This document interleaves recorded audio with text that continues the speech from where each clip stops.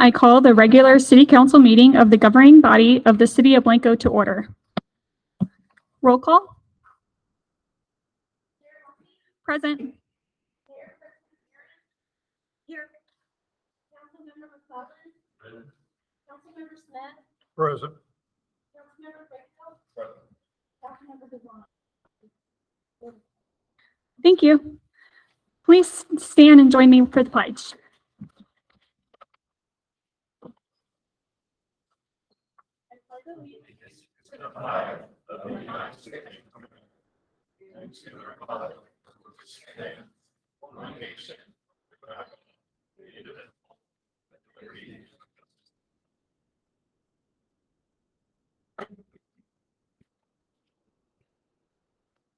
Thank you. We're going to move on to announcements. So at this morning's County Commissioners meeting, they enacted the burn ban, which will be on until June 28th at noon. The Echo Gallery Noche en Blanco event is on June 30th, 5 to 8 p.m. The city is looking for a part-time code enforcement officer, so contact the city for more information. And lastly, we have a 281 corridor survey that is on our website and social media. It's been posted. I encourage everybody to fill that out. It can be filled out by residents, non-residents. We want to get as many opinions as possible. And that is going to be due by June 20th.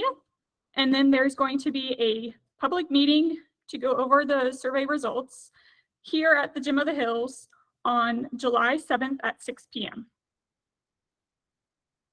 We are going to move on to public comments.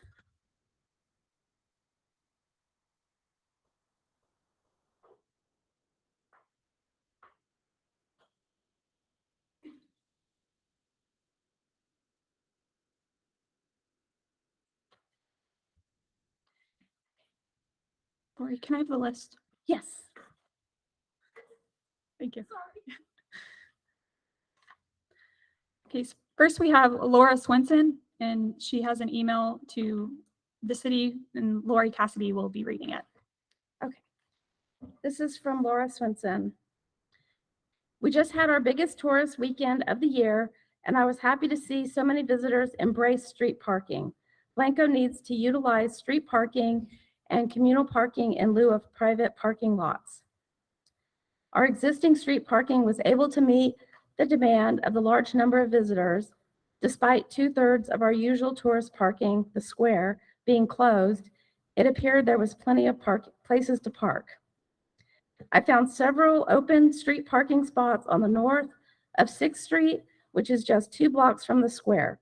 We also utilize communal parking by making available existing parking lots at businesses, churches, and schools. By forming partnerships with these existing lots and encouraging street parking, Blanco has sufficient parking spots even on the busiest of weekends. Street parking is generally better than parking lots. Too many parking lots are not good for towns for several reasons. First, it means less revenue for the city, especially now that Texas towns can't annex and need to make good use of land we do have. Parking lots bring in less property tax and sales tax for the city compared to other uses. Secondly, large parking minimums make it harder for local mom and pop businesses. Parking minimums, which Blanco currently has, require that each business must provide a large number of parking spots on their property. Land in the Hill Country is expensive, and it's unaffordable for regular business owners to dedicate so much land to parking lots. The only types of businesses that are likely to be able to afford this are large chain big box stores. Last, large parking lots, especially when they are placed between streets, the street and the store, are not good for walkability, as people have to walk through large, hot, expanses of pavement while dodging cars in order to reach their destinations. Blanco citizens have shown they want walkability through surveys and the comprehensive master plan. Utilizing street parking in lieu of parking lots is a step in the right direction. Thank you. Thank you. Joe Sullivan? Oh, okay. Nick Dornack?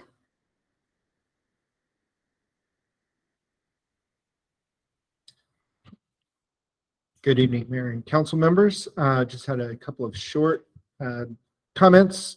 I'm Nick Dornack with the Meadow Center for Water and the Environment, and I've been coming to these meetings for a few years now, and really excited to see how far Blanco has come over that time with regard to being proactive and addressing your water and wastewater demands for the future. I think right now, as we face a very hot and dry period in this area, it's going to place even more emphasis on making smart decisions for your future. And on that note, I wanted to just make a quick announcement that I plan to reconvene our Blanco Water Reclamation Task Force toward the end of this month or early July to look at some of the next steps that we need to take. I spoke with Councilmember Barron, and I'm understanding that there's a pre-application meeting with TCEQ on the wastewater permit. So excited to see that's moving forward. We would still like to and are open to discussing any parameters around that permit. But I think looking at the future, the water supply side really has to become more of a focus of that task force, and the whole One Water concept and water roadmap for the city of Blanco. Development pressures have not slowed at all, and that's going to need to take a high priority. So I look to our kind of revamping our task force, possibly reshuffling some members, and putting together a great team to work with the city and work with other stakeholders to help address those water and wastewater needs that the city will have. I'm also interested in the presentation today with regard to, is it Riviere Blank? And hearing that. I think there'll be a lot of opportunities for the city of Blanco that need to be really considered, and how well they fit into the big picture of what Blanco wants to be and what you can provide. And I think lots of really wonderful opportunities, and let's try to balance those with the big picture goals. And I think that's something as well that we at the Meadow Center and the task force can look to work with the city on. So with that, I will leave you, and thank you for having this meeting this evening. Thank you. Steve Marshall.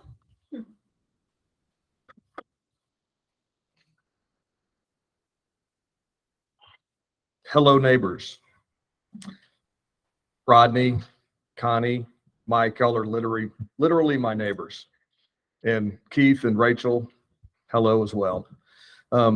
Thanks for taking on the thankless job of being our city leaders. And I mean that. Does anyone believe more regulation leads to more affordable housing? That's a rhetorical question. Austin is the most regulated and least affordable city in the state of Texas, by far, which explains why so many people are moving to places like Blanco. I believe the laid-back attitude of previous city leaders don't get enough credit for making Blanco such a wonderful place to live and visit. My hope is the current and future city government builds on the past and doesn't just try to reinvent Blanco to be a place that they just left. If it was that great, wouldn't they still be there? This brings me to the STR ordinance that recently passed. Do we really need this ordinance? I don't think so. Thank you, Mike and Keith, for voting against it. I hope it gets rescinded. But if that's not an option, I'd like to point out a few things I noticed about the ordinance. No adverse effect within 1,000 feet. What's an adverse effect? Who decides what an adverse effect is? Occupancy relative to the size of the property? Do permanent residents have occupancy limitations? Why is it different? What's the formula that determines occupancy? 96-gallon trash containers. What's that about? Isn't there a rule against not having trash in your yard? Why are there different permitting fees? Between $100 and $1,000. It doesn't cost the city a penny more to process anybody else's permit. But the real big issue I have is with the 10%. By making only 10% of the town available for short-term rentals, you're stripping away the property rights of 90% of the property owners. At least in the Republic of Austin, when they attempt to take your property rights, they send you a letter first. I didn't get a letter. Ordinances are supposed to be enacted if there's a danger to public safety or welfare of the citizens. I didn't hear any welfare or public safety issues. What I heard were the subjective character of the neighborhood. So people of Austin like to grow weeds in their yard. People from Houston or Dallas might want a manicured yard. Who's the decider of what constitutes the character that we want to, keep going? I've also heard we don't want to be like Fredericksburg. So that means we're moving to be more like Austin. Why don't we be more like Blanco? Permanent residents don't like STRs. What makes their rights superior to non-residents? Both pay the same taxes. STRs stimulate the local economy and are less taxing on the school system. I don't think any of these reasons are legitimate interests of government, and the courts have found that they are not. If you're not harming anybody, don't we have a fundamental right to use our property as we see fit? This isn't Austin yet. Thank you for your time. Thank you. Amy Arnold.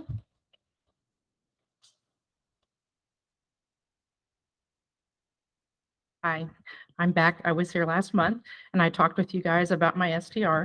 And I just wanted to express my disappointment in not only that it passed, but in the way that it passed at the last meeting.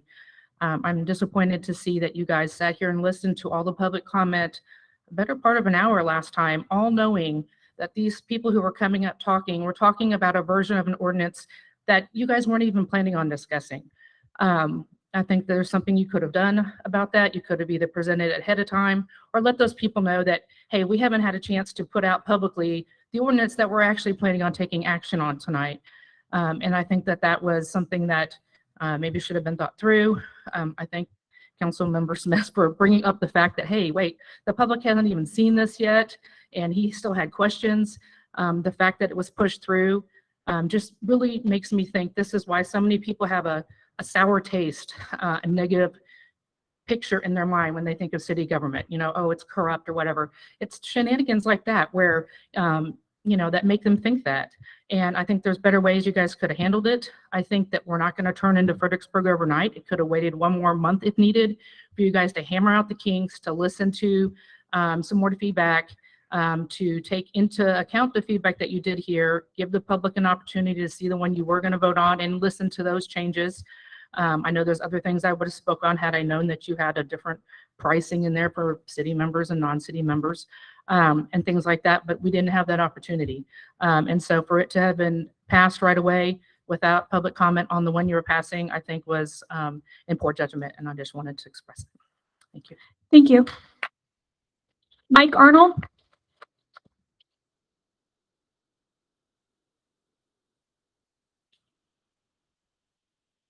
Thank you. I emailed y'all the chamber's position. Did everybody get a chance to see that?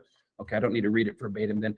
I am here representing the chamber, the business owners, the job creators in town. And in fact, the chamber board voted unanimously after a lot of work, a lot of research, a lot of discussion on this position. It's not something we've come to lightly. We really enjoy and appreciate the relationship we formed with the city. And we hope to maintain that. Nobody wanted to ruffle feathers or step on toes, but we felt very strongly that this needed to be stated clearly. And that is that the way this ordinance is worded and the way it was passed is extremely challengeable and likely would be challenged if it stands in court, and it could be extremely costly for the city with no upside. Our goals, our shared goals, can be reached by taking out a lot of the offensive language in here. I know Fredericksburg was pointed to as an example. They just passed their short-term rental ordinance after a lot of work. They have a much bigger legal department, and they do have a flaming hot issue where we don't. They have some, as it's been said, some blocks where they're all short-term rentals. Blanco, we have 1 per 100 acres in the city limits. There's 2,300 acres. There's about 23 short-term rentals. they were able to, just in R1, which is a very small part of the city, they were able to limit density of short-term rentals. R2, R3, R4, R5, they were not able to put in any density restrictions. They could have an STR. This is the new ordinance that just passed, where they have a flaming out issue. They cannot limit the density. You know, you can say 10%. Well, 90% of the time, you're banned to 100% of the time. According to the state law and the case law and the Constitution, Texas landowners have the legal right to rent their property to whoever they want to for however long they want to do it. And Blanco, as a general law community and without any flaming hot issue, does not have the legal right to remove those property rights. I sure hope y'all can correct that and let the case law get settled. There's ways to control density in the meantime through the special use permit process until case law is settled. Then let's do something. Let's work together on it. Also, the penalty that's in place for fees by law have to be based on reality in a city. And I fail to see how, if I live on my property, it's one rate. It's 3 times more expensive if I live next door, and it's 5 times more expensive if I live a mile away.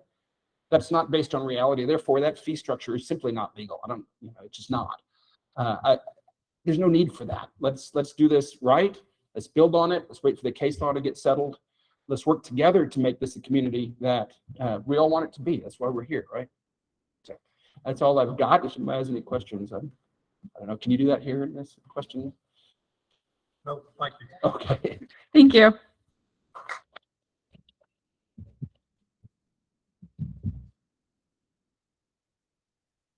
We are going to move on to presentations. And the first presentation we have is Government Investment Opportunity, presented by Tony Sequel.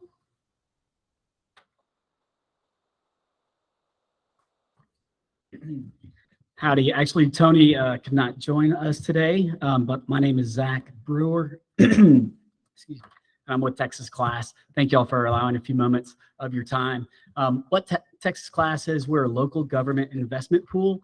And really what we're here to do is to provide a safe and competitive alternative to your depository institution. So as far as investing goes for public entities, this is the easiest, safest way to do that. We manage over 18 billion of Texas public fund dollars. We've got 2 pools. One is a commercial paper pool, also known as a prime pool, and that's paying just under 1%, 0.98 today. We also have a government-only pool that has no commercial paper in it, and that's paying 0.64 today. In this yield environment right now, as the Fed is raising rates, it's a great time to take advantage of these rising interest rates.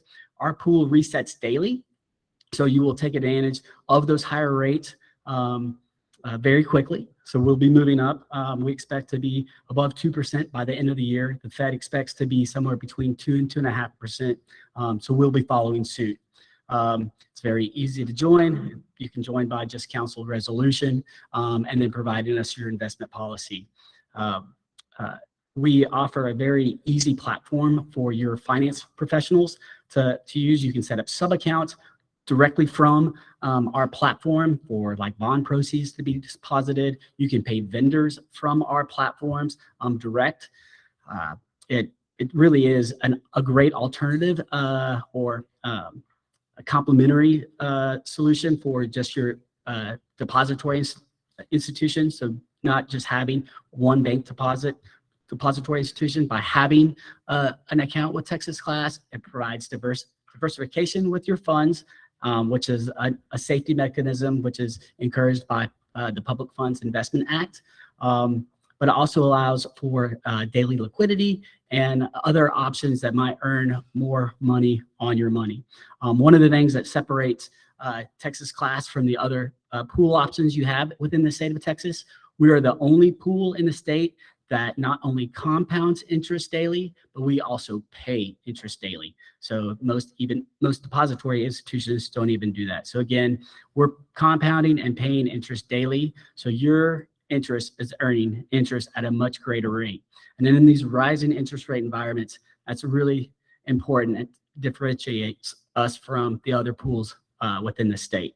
It is daily liquidity. We don't charge any fees to join or any fees at all. So wires are free. You can transact via ACH as well. Wires are same day. ACH would be next day.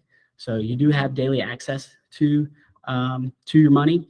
We also have the longest cutoff time on wires. Our cutoff time is 4 o'clock Central. So a lot of other institutions have between a 1 and 3 o'clock cutoff time. So sometimes if something falls through the crack and a wire didn't go out and that needs to happen, you have that ability through Texas Class, which also is a nice feature. There's no minimum balance required to keep it. So if for some reason there's another opportunity that's paying higher, you can move all the money out of the account. No hard feelings, and the account stays open. So it's there as it works for your city. That's really the short version of it. But it really is not very complicated. And again, right now with the interest rate environment, it makes a lot of sense to take advantage of some other options besides just your local depository institution. Any questions? How many municipalities our size in Texas invest with you? So overall, we have just under 1,000 municipalities across the state. I would say we have everything from very small entities to the very large. Exactly your size would be hard to say, but we have a lot of entities in your surrounding area. So Bernie ISD, everything to Austin ISD, Travis County, Wilkes County. So lots of a large variance of size. Super. And since 1996? Since 1996, we're the second oldest pool in the state. And we're managed by Public Trust Advisors out of Denver, Colorado. They've been managing Texas Class since 2013. And they manage $55 billion of public fund money across the country. We've got 8 other state pools, opening 3 here this year. 3 other states. Thank you. Thank you for your time. Thank you.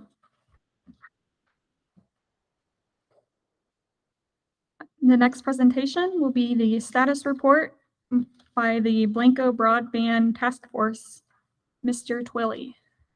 Thank you, Mayor and Mayor Pro Tem, for inviting me to this presentation report on the Broadband Task Force. Before I begin, I'd like to point out that David McCullough and Harvey Lindeman are members of our task force.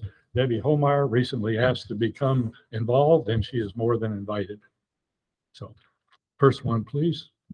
So here's our roadmap, objective, history, legislation, etc. I'm going to present this at a 10,000-foot level. Any questions, please stop me. And if I can't answer them, David or Harvey will be happy to answer. Okay, next one, please. Why are we here? Objective is to make Blanco ready to successfully respond to rural broadband funding opportunities that are coming down the pike, resulting basically from the Infrastructure and Jobs Act that was passed and signed by the president in November. And I'll get into that in just a second. Next, please. So history, I'm going to assume that you have copies of this, so I'll go over it rapidly. I can't even read what's on the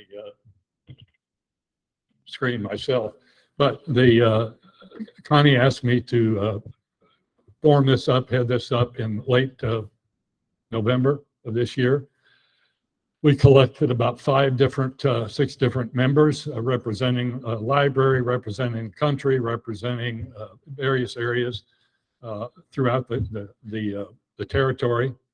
The members are as stated right there, and we've had about 5 meetings thus far, strategizing, researching, etc. Next, thank you.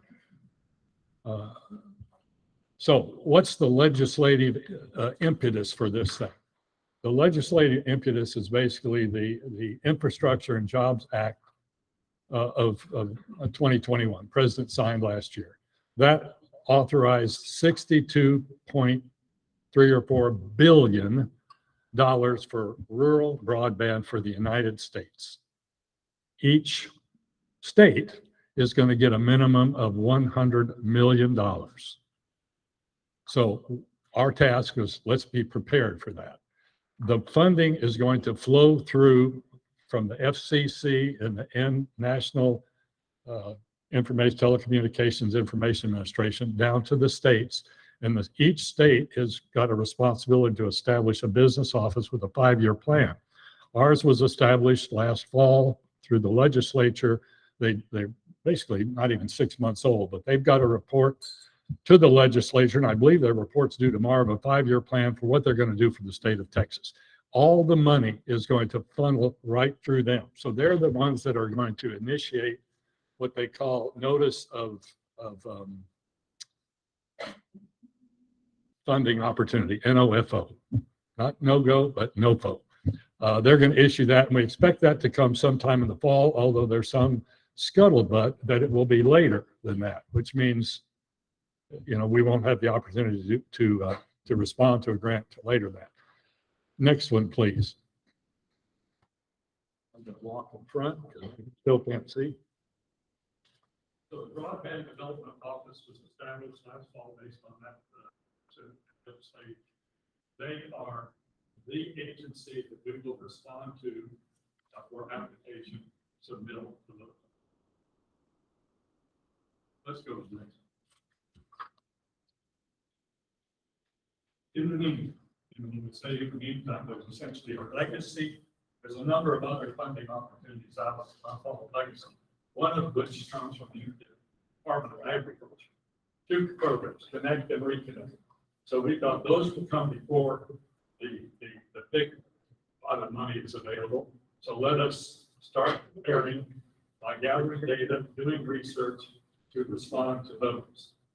They're called Community Connect. And that grant was initially expected in May. It didn't happen any time now. And then the Reconnect, Community Reconnect, is expected to be in this fall. And if we do what we want to do, we're going to apply for that. Notice that I noted on the key points.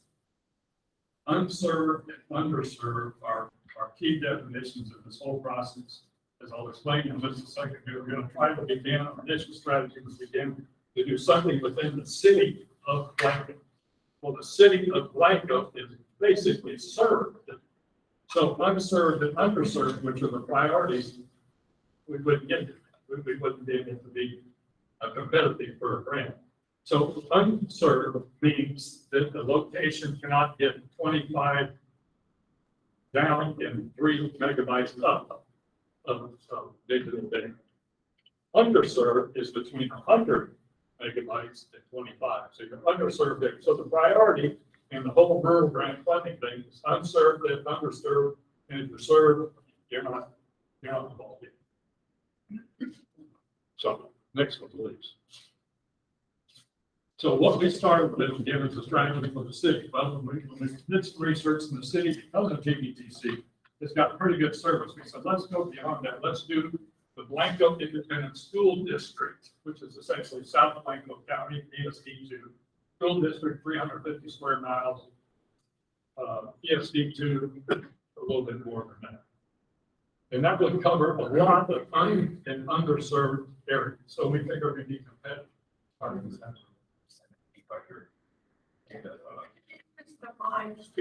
Okay. Yes, Janie, thank you. So anyway, our strategy then is to go after this major area, Blanco Independent School District. And I'll put an aside here. The Independent School District this past year, according to their IT administrator, provides 80 students hotspots because they don't have service out there in the rural areas at $20 a pop. So that's $1,600 a month if my LSU math is correct. And that plus, $17,000, $18,000 a year. So if we got a grant and could do what we want to do, we're going to benefit the school district. We're going to benefit, those districts financially. We're going to benefit the city and of course, all the residents that are south. There's about 11,300 residents in Blanco County. Assumption is that half of them are in the south. So we're going to benefit a lot of people should we get the grant. Next one, please. Okay, our recommendation was to be ready for this because of the complexity of the requirements. We recommended hiring radio frequency company, somebody that was very, very familiar with telecommunications and bidding and all that. We found, thanks to David McCullough, an outfit out of Oklahoma City, that the city, Warren, has signed an initial consulting agreement with. It's noted up there on the second bullet of the slide. And we've already begun gathering data for to provide the database that we can be basically shovel ready. That's the word from our friends in Connect Nation, be shovel ready. And according to my discussions, which are fairly frequent, about weekly with Connect Nation, we are way ahead of most everybody in this state of getting prepared for the funding that's forthcoming. Now, those next two dollar signs are what this company would charge us to put together the application. However, Hill Country Wireless has in writing offered, I'm going to deliver to Warren tomorrow, a partnership agreement, and they're going to cover half of that cost. Half of that remaining $13,000, so $6,500. Should we then go forth? And that's for the Connect or Reconnect grants. We don't know what the Infrastructure Jobs Act grants are. It's called BEAD, Broadband Equity, Accessibility, and Deployment. That's the $100 million plus. So our recommendation to the city earlier was to sign this consulting agreement. That's a done deal. We've already begun gathering the information, getting prepared for whatever is forthcoming down the pipe. Next one, please.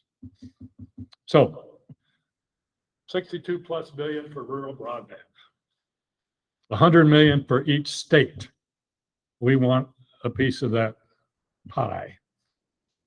We want to be, as the goal says, prepared and ready to successfully respond to a grant. And by the way, any funds that we expend, for example, 7,500 or whatever for the grant, are returnable should we win the grant. So we're going to be net plus plus. So questions? Yes, sir. Who forms this broadband development office? The state legislature. It's under the comptroller. It's a new office. Harvey and I went in March, and they had listening meetings all over the state. We went to one in Austin in March and listened to the comptroller talk, and his broadband development office, a fellow by the name of Conti, and they were wanting inputs. And there was the big guys, the AT&Ts, the Verizon, they're little guys like us. And everybody spoke, and our input was that actually got an applause at the end of the deal, that we hope that you, Texas Comptroller's Office, Broadband Development Office, do not make the application process so expensive and so onerous that rural small counties can't afford to compete. And everybody appeared to like that. I hope they did. I asked, it just seems like the big telecommunications companies are more interested in squelching information than they are about helping provide it. I'm just wondering who's controlling this. Who's in that office? Well, they're bureaucrats, I can tell you that. I don't know that they've got an affinity on one side or the other, but the broadband, the BEAD program went out of its way to allow Hill Country Wireless to compete against the big boys. So there's weight for having a public-private partnership is a plus, by the way. And we may even be able to involve the Jim of the Hills at some point. So. Thank you. I just want to thank Yes, ma'am. Mr. Twilly, Harvey, who's back there. But this is just another example of volunteers and citizens in our community that are doing tremendous hours of work to help the city. We can't do it all, and there's no way we can even come close. And if it were not for our CMAC committee, the broadband committee, the folks, the volunteers that helped Scenic put together Scenic Austin, it's just volunteer hours on top of volunteer hours, and you are so appreciated. Thank you. Thank you. Anything else? Thank you. Thank you. Lastly, we have a presentation for the proposed public improvement district and concept plan of Riviere Blanc. the winery events, lodging, city park, and Blanco neighborhood. Palmco, Inc. Ms. Kelly Kinsler.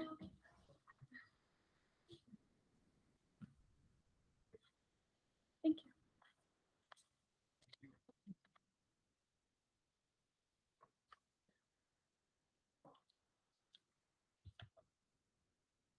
Good evening, Mayor and Council. Nice to be in Blanco again.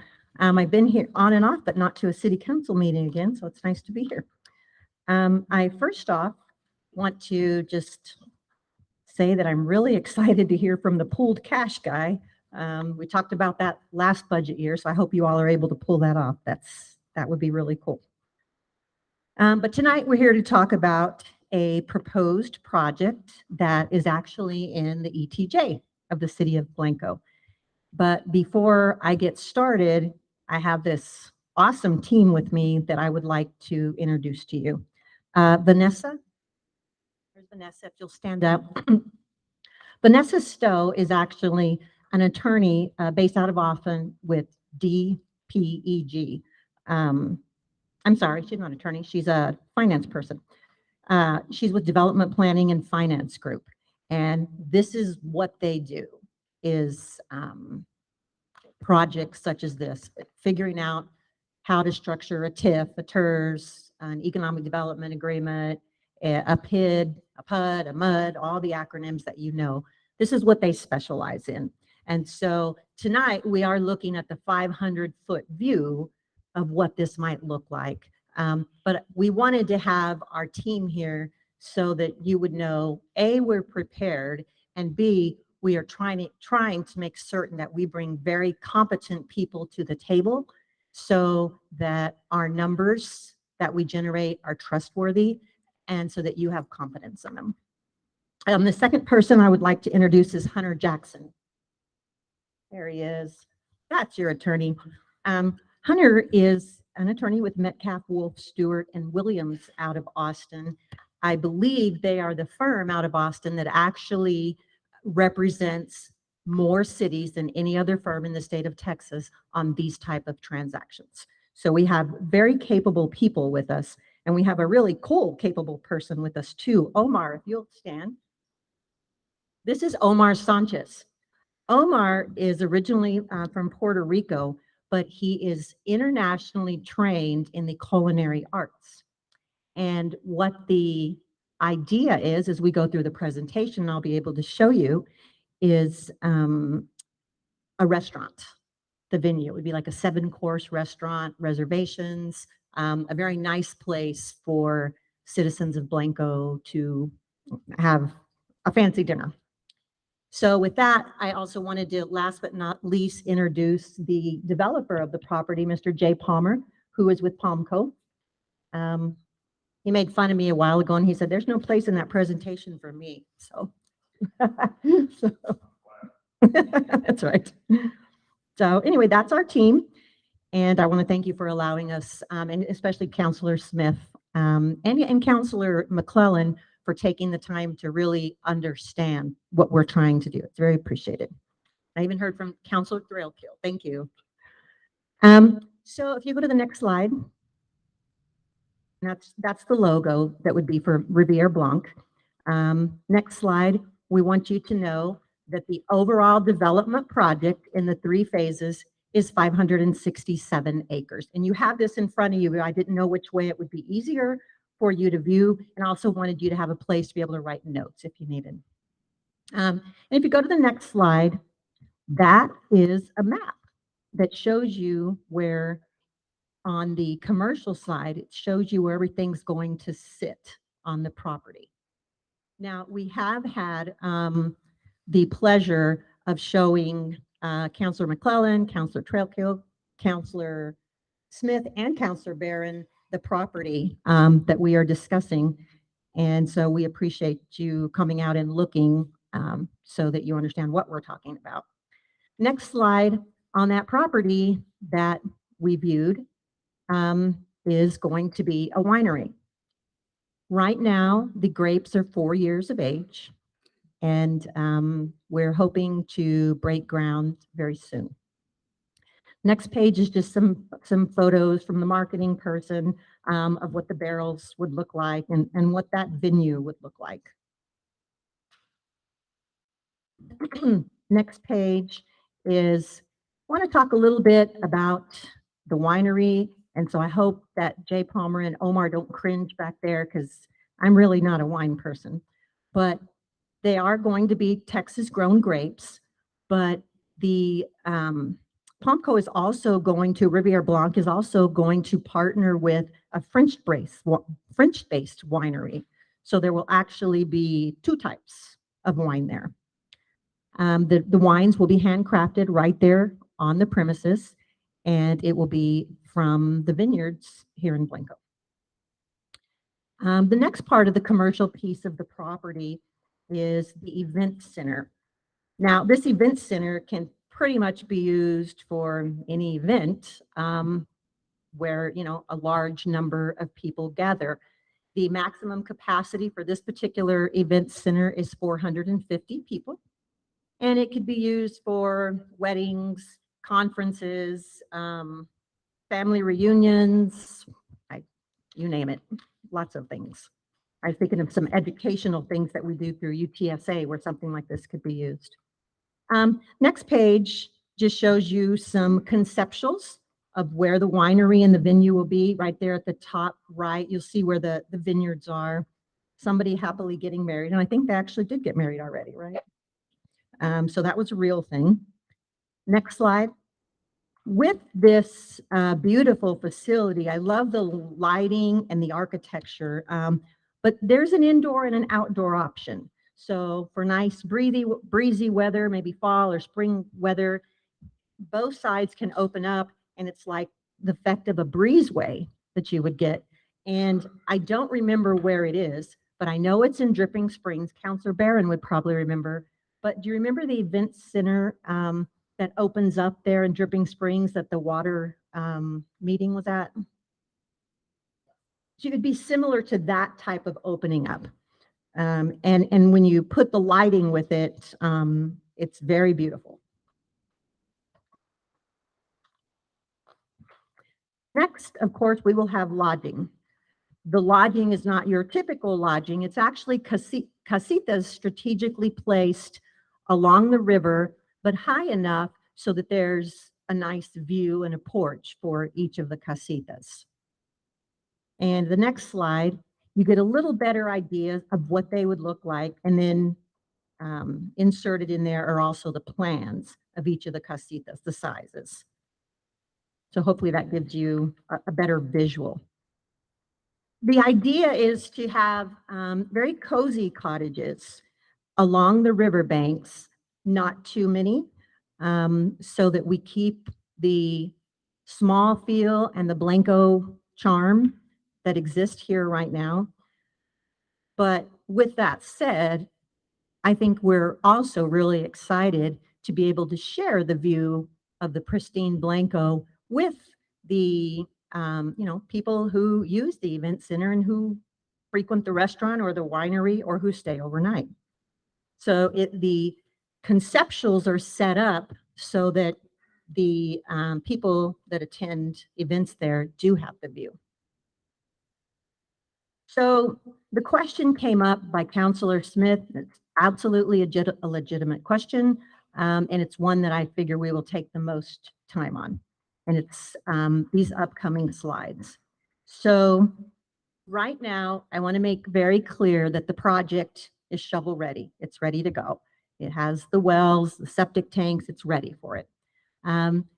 But we have a different idea on how we can develop it a little bit differently through a public improvement district. That what we're really here to do tonight is say, are you interested in us speaking with your city attorney, your city engineer, and your city manager in an effort to bring what a draft might look like to you all? Because not only is it important that you all see the draft and what's going on, it's important that the citizens do as well. And speaking of that, I would just want to make something very clear. The intention has always been to have this presentation as a public presentation, as Councilor Smith knows. The only piece of the presentation that the law requires us to go into executive session for is a real estate portion of it. So I wanted to make that really clear because I've been getting some calls and it's not accurate. So I don't know how the information got out there, but I want to make sure you understood that. So as far as the resources go for Riviere Blanc, the estimated freshwater consumption for the winery, the event center, and the rental cottages on a peak day, which would mean probably in the fall, because that's when the wine is being made. A peak day is about 6,800 gallons per day of fresh water. A peak hour equals 8.8 gallons a minute. The wastewater generated for the wine production, it doesn't really have a peak hour. And so the estimate is 8,700 gallons a day on the wastewater side.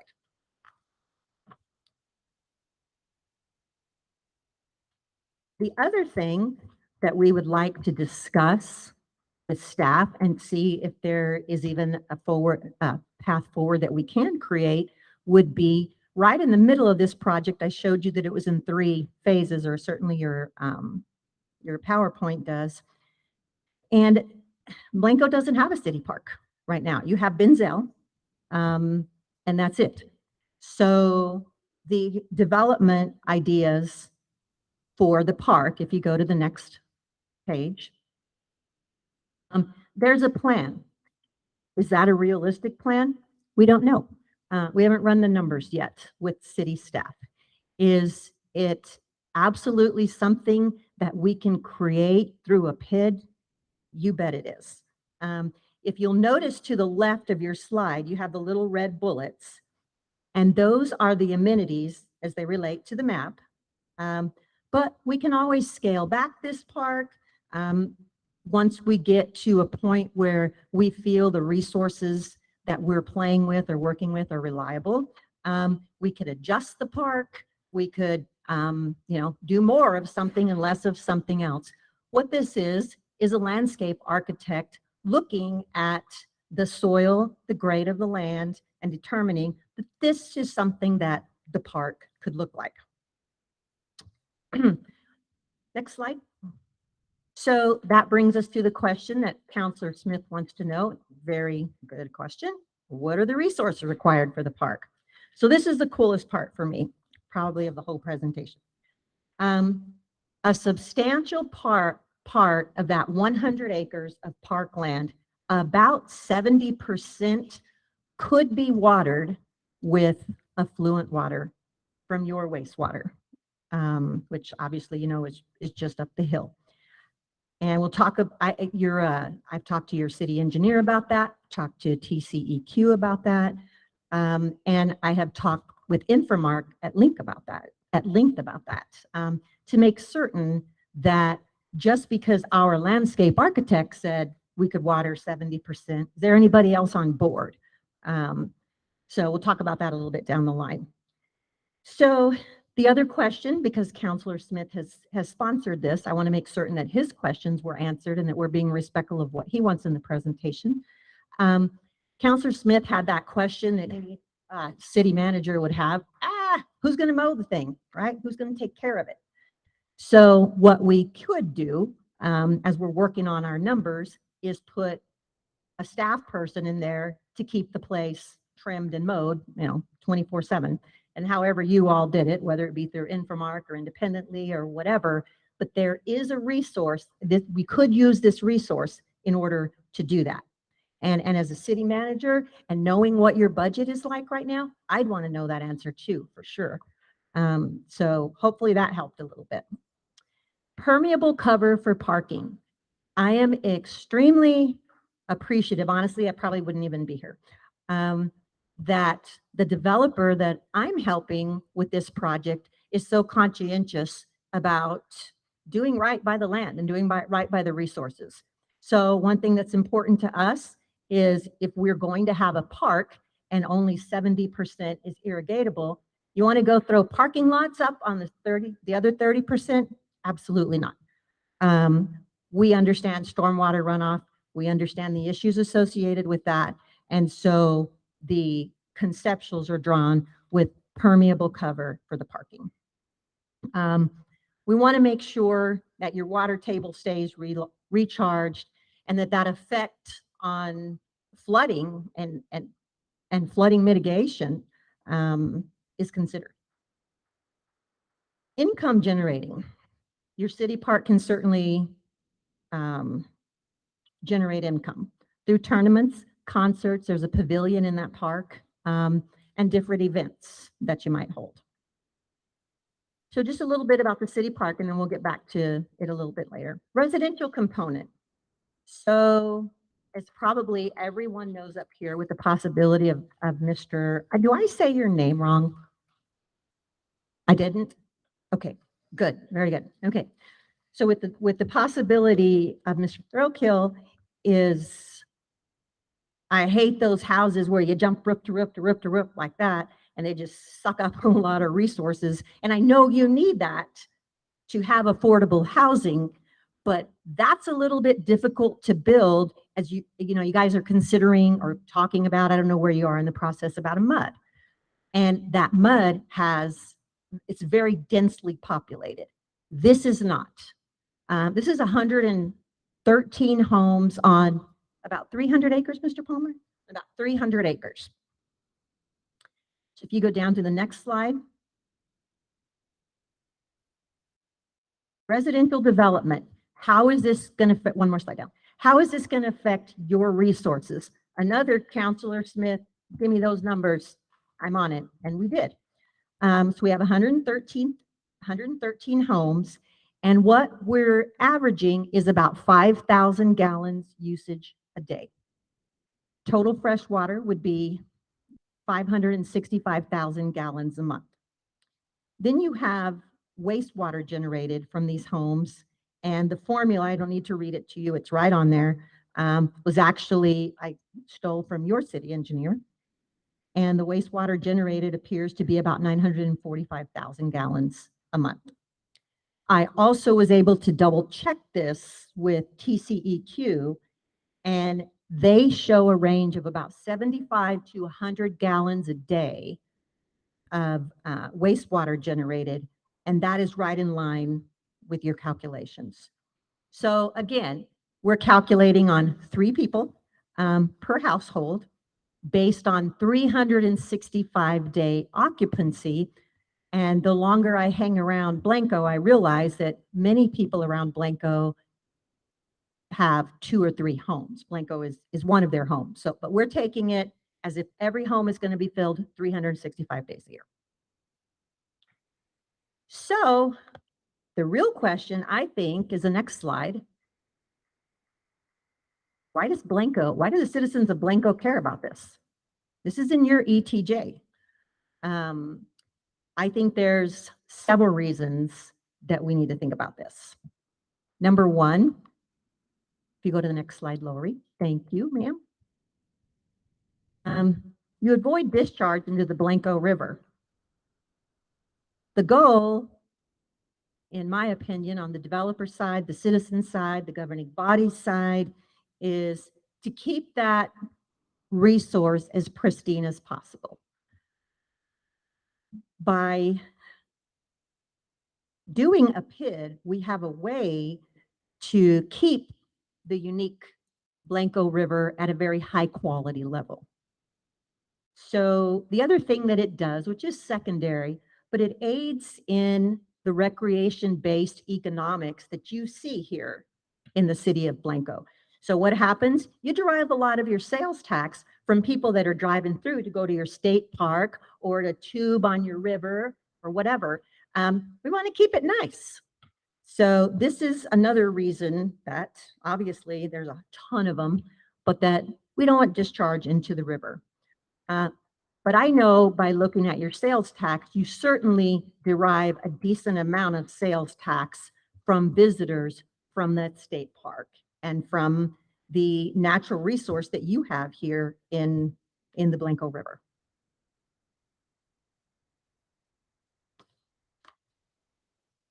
Another reason that I believe you should care about this development. This development uses affluent water from the city's wastewater treatment plant to do productive things instead of harmful things. Residential component could use effluent water. So right now you have this effluent water that you're trying really hard to stop from going in the river, and you're really trying hard to stop it from going onto private people's property illegally. And guess what? We now have a park that we could water about 70 acres from. And the other thing you could do is run purple pipe to this residential development of 113 homes. And guess what you could do to your enterprise fund? Charge them for your effluent water. And it could be a moneymaker. So I'm just going through some thoughts of why you would care about this. This is a big one for me.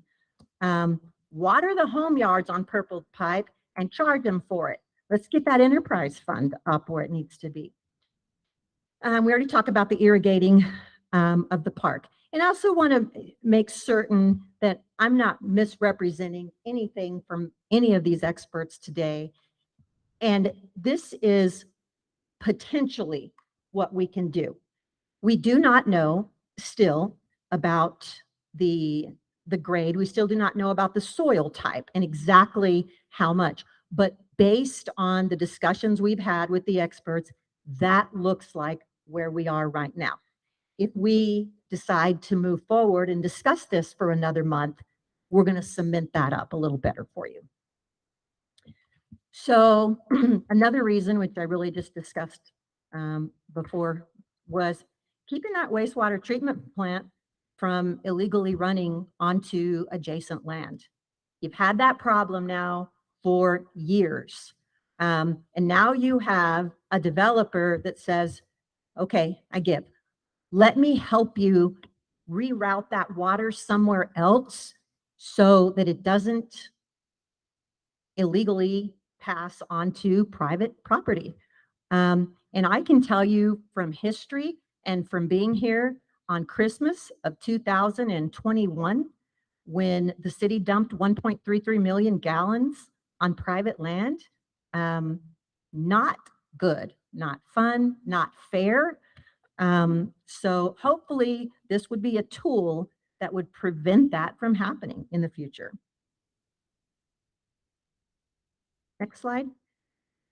Another reason that we believe Blanco should care about this development. The PID or the TERS that we develop, maybe we'll develop both, I don't know. We could do it for a retention pond. Last time I was here, I heard the word $8 million for a TLAP. I don't know if I'm right, but that's what I heard. And why couldn't the PID or the TERS not only pay to move that purple pipe to those residential areas and to the park, but it could also pay for a good portion of another pond for you. You want a TLAP? There we go. Let's start working on a TLAP. And before after I drafted these reasons that I thought Blanco might care about this development, we really tried to do our due diligence here. I called Nick Dornack, and he was great, went through the things that I thought we could add in order to be environmentally conscientious and responsible developers.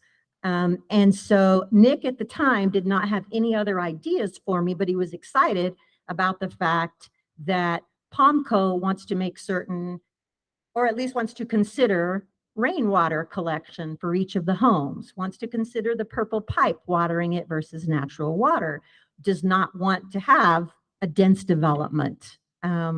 So I know that I'm sure that Nick and I will have further discussions. And in fact, we even discussed me going and presenting this to the task force, which I think it would be awesome to be able to get a responsible development approved by the task force.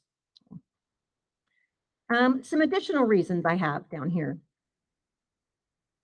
I put the word potential in, and it just needs to be struck out because it's not potential enhanced property taxes. So if the city is to do this, we very well understand that we would need a development agreement or to annex.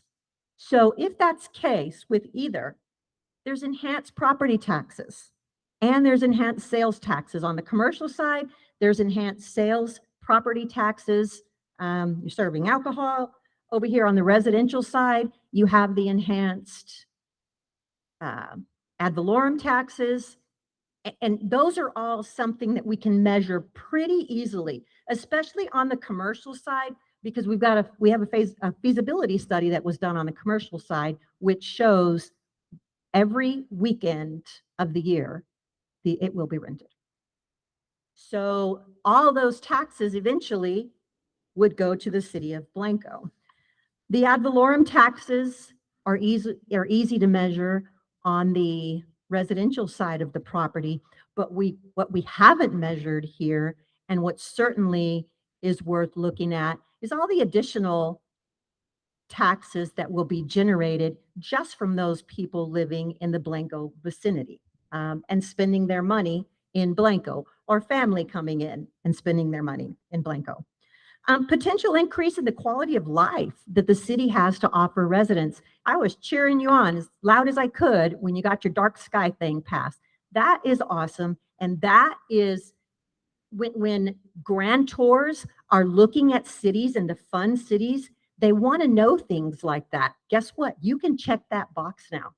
Guess what? I would love to be able to check the box that you have a functioning park for children. That's another reason that grants, you get extra points for those types of things. And then finally, the thing that I've talked about with the engineers is you have, I don't know, room, a computer, whatever you want to call it, full of TCEQ violations right now. Guess what we could do? With the resources from a PID and some of this build out, we could potentially eliminate those TCEQ violations. I want you to know, because this is really important, that I had discussions with Ryan from Infomark. And we talked about this project back and forth several times. But I want you to know that your water and wastewater provider experts have reviewed the property in question, have taken the tour, and they believe that with the examination of soil and the examination of the flow, that there is a very strong possibility that the affluent water could definitely be used to water that park. So once we got past that hurdle with Ryan Quigley, I wanted to talk to him about the residential yards. He was not as he did not commit as much as he did with the property. So I want to make sure I'm not misrepresenting him, but he says it's absolutely doable. We just got to figure out how. And that what we would do if we watered the park first is we would need to reevaluate the treatment of the plant's capacity at that point. And also, I know that there's different TCEQ requirements for using effluent water to water a baseball field versus using it to water a front or a backyard. The testing requirements are different. Zach probably knows that way better than I, and Byron. I just know it at the 5,000 foot level. So here's the interesting question. Who's paying for all this? Is there a tax burden, if we bring it up just a little bit more, is there a tax burden to the current city residents? So the project can be funded through a PID, a TERS, which is a tax incentive reinvestment zone, or a TIF, which is a tax increment financing tool. It can even be funded through, on top of all of this, through Chapter 380 agreements, which are my favorite. And I have it in bold there because I want to make sure this is clearly understood. There is no tax burden to current city residents, zero.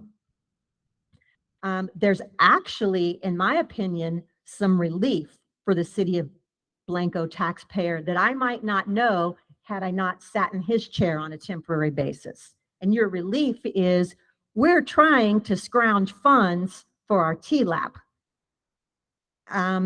Here's a significant portion of your funds for your TLAP. So that means that the citizens of the city of Blanco don't have to come up with all of that money for a TLAP. And possibly you would get grant funding or private funding for it, but I haven't seen that yet. And so this is something that I think could literally be not a tax burden, but the opposite for residents. But I also want to make really clear, because I have the expert attorney in the room and I don't want to get myself in trouble. The piece of the TLAP that can be funded is for the additional storage at the wastewater treatment plant. It can pay for the piece that is used by the park, the piece that is used by the commercial development, the piece that is used by the residential development. But if we take our big pie like that, we're going to have to figure out about how much those three pieces are going to be able to utilize of that big pond. And that's the only portion that a TERS or a PID can pay for.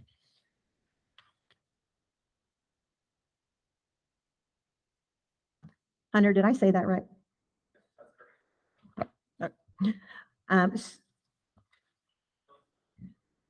Excuse me? Yes, I'd be happy to reiterate that point. So I've heard, it's going to be a tax burden to the citizens. Oh, this is a secret. When you do it in executives. No. This is important for you all to hear and the citizens of Blanco to hear, because the citizens of Blanco know, at least the half-informed ones know, that you have a serious problem right now at your wastewater treatment plant. You have a serious issue, and by the infamous, wonderful, smart as they come, Mike Rican, his study points that out to you. You don't have as much trouble on the water side. Your problem is on the wastewater side right now. And so the question is there a tax burden to the citizens of Blanco who are in the current incorporated area? And the answer is no. What will happen is these economic development tools that we use, they are used from the taxes generated from the commercial side and the development side and the residential side. And the other thing that's really important is I don't ever, nor does Mr. Palmer, want to lead anybody into believing that this could pay for 100% of that pond. This would have to be something that would be worked out with people that are much smarter than I. But I do know the percentage that the residential area uses and the percentage that the commercial side uses, and even the percentage that the bathrooms in the park use. All of that could pay for, whether it's 75% of that pond or 50 or whatever it is. You would have a heck of a start. And I think that Nick would agree with me in saying, if you had that big of a start, it would be considered, I think you would be more seriously considered by a grantor, because you have stake in the game. We're going to pay for half or whatever is it, but it's not the current resident paying for it. It's the people who frequent the event center, the winery, the restaurant, the casitas. It's the people who live in the residential component of this. So that's really important to get in our heads right now, I think. Public Improvement District. I'm giving you the 101 version right there. What's a PID? This is an economic development tool that is allowed by the state of Texas for the construction of public improvements. It's not a separate subdivision. It's an economic development tool. So why would we do a PID? Because a PID is the tool that the local government code actually gives, or it actually allows private investors to finance public improvements. Therefore, we'll talk about the things you can finance as we progress here. But again, why do a PID? I just told you why. And again, in bold, there's no cost to the city or the residents that live outside of the PID. Now, if you have Mr. and Miss McClellan decide, who are residents of the city of Blanco, decide that they want to go have a few glasses of wine, and they hear Omar is an excellent cook, so they want to eat and book a wedding there, you will be paying taxes to the PID. But if you decide never to use the facility, it would never affect you. Next page, how do you fund a PID? You do it through bonds, but here's what's interesting about a PID. So a lien is secured on the land or on the benefited land. So there is no upfront or reimbursement financing. Does anybody know what the benefited land is? What I'm talking about? I'm talking about Jay Palmer's land. That's the collateral for a PID. It's not anything for the city. It's the investor that has the collateral in a PID. Next slide. The costs that generally qualify in a PID, and just some of them that really would apply to Blanco: streets and sidewalks, public safety services, water and wastewater, the drainage, acquiring rights of way, landscaping, and other aesthetic things that you wanted to put out there in your park. A library, I already have one, but park recreation facilities, parking facilities. And the cool thing is you would want to end up getting a PID finance person and an attorney of your own. If your city attorney doesn't want to do it or feels like, you need to be represented by somebody else. And in the past, y'all have used Craig Cunningham, and he's done you very well. But the PID can pay for that. So that's, again, not out of the taxpayer's pocket. Benefits of a PID development. You really have superior development. So with this PID, we're talking about something for everybody in the middle, and a way to get rid of your wastewater. So it makes for a superior development versus what the original plans are. And that's the beautiful commercial side, and the residential will be the rest. And it'll just go forward like that. Non-recourse to the city, that's a great benefit of a PID.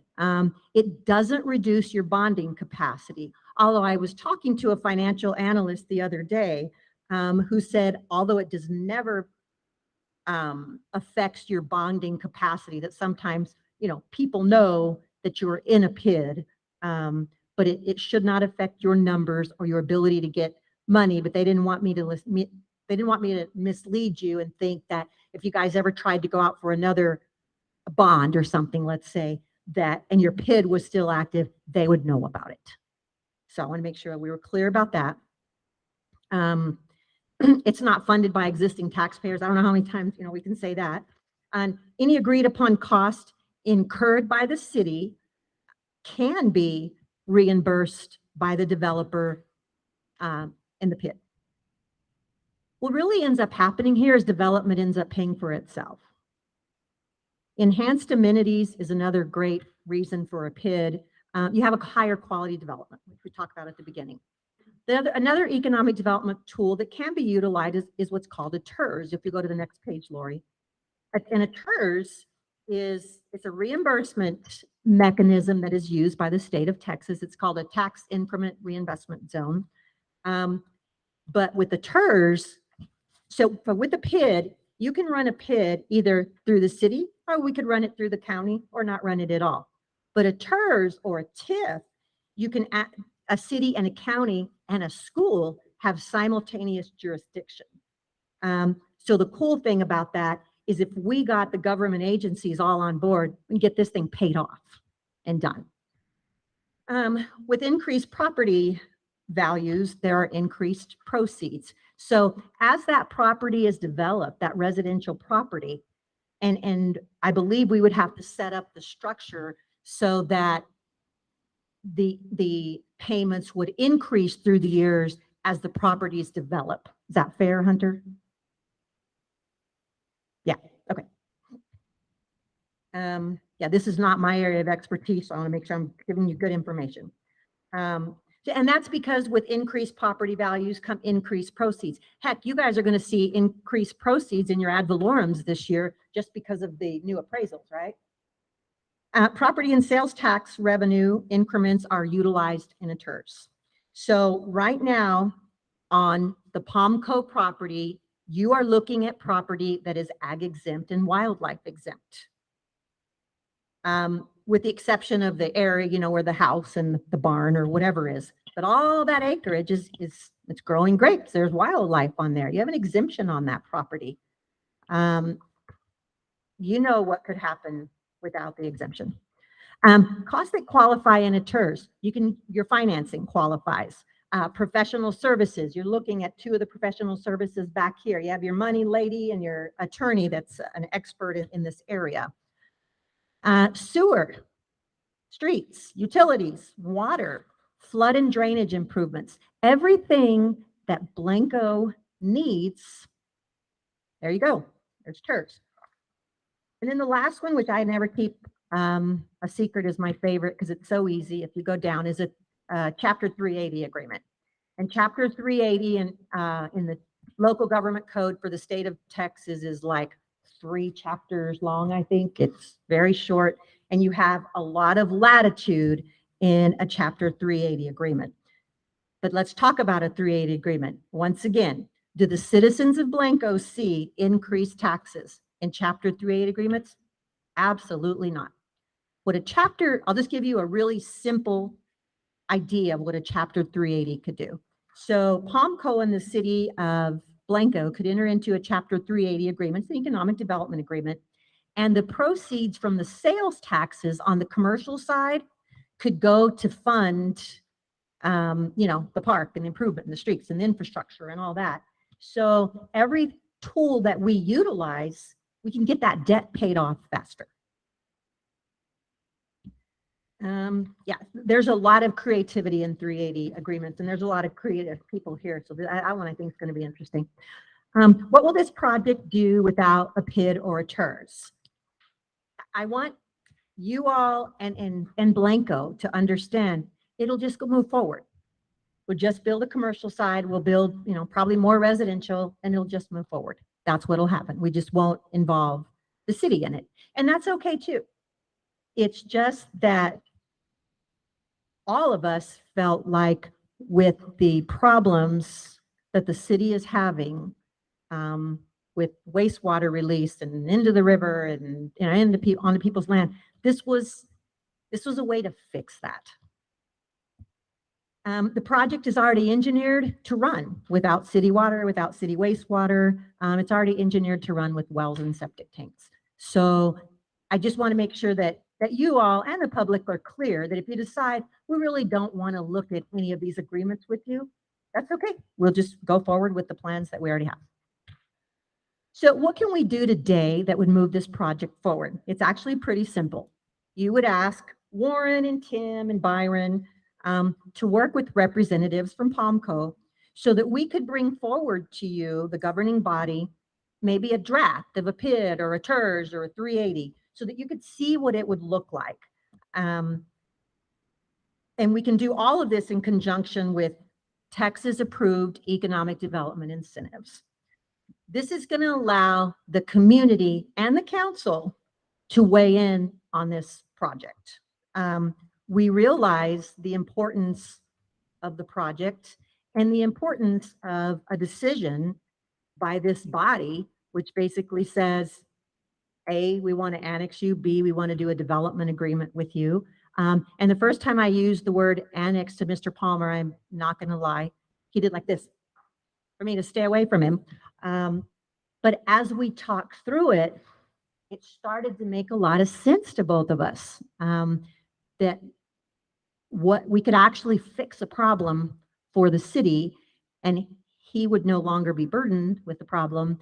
And if we ended up annexing, the city gains all of the taxes once the economic development project is paid off. This is a lot of information, I know. I put these things together this morning. I have bigger maps of what the ranch would look like that anybody, if you want one, let me know and I will give you one. But this right here, these conceptuals for the park, they are just that. They could change based on the needs, of what the school tells us, what the community tells us, what you tell us. What does the community want in their parks? We just came up with some ideas and plans, but more what we were really interested in is how much of this acreage could you use your effluent water on? So that's really the more important thing than what this looks like, because I have a feeling this would move around and change significantly. So that concludes the presentation, and I saw you do it different. You have an action item later on. So we will hang around for the action item in case you have any questions. Fair enough? Thank you. Thank you. Just one comment, I think, says, what will this project do without a pit or a TERS? The project is already engineered to run without city water or wastewater, which means drilling wells and using septic systems. Is that right? Mayor, Councilor McClellan, the wells are already there. It won't be drilling wells. They exist, but it would be inserting septic tank systems. That is correct. Thank you. You're welcome.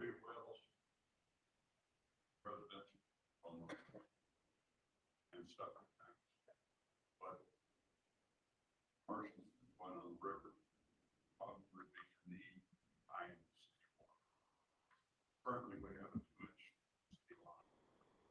That's difficult. We use kinds for that we need. Wells that are already out there, watering the vineyards. We'd like to continue to try to use city water, but residential on the wells. And it's current, the project's current formation uses wells and septic tanks. I guess the 2-inch well would obviously have to be bigger, but that's what it uses. Thank you. Thank you. We're going to move on to staff presentations. And first we have City Hall, Mr. Escovy. So in this area, you're only going to have really 2 presentations because unfortunately, the representative from Infomark is not here today. He's not feeling well. So you'll get to hear me and then you'll get to hear the police chief. So next slide. So I really want to only talk about 2 things. We're going to talk about what we had last weekend, and then we're going to talk a little bit about what we're doing with the finance department. So Lavender Fest, this is my first one, as y'all know. The only complaint I have is a little bit hot. Still not used to these really hot summers, but it was really fun. Took some pictures, there for a couple of days, enjoyed some spirits. So there's some people having fun. They're getting ready to get whatever. Next slide.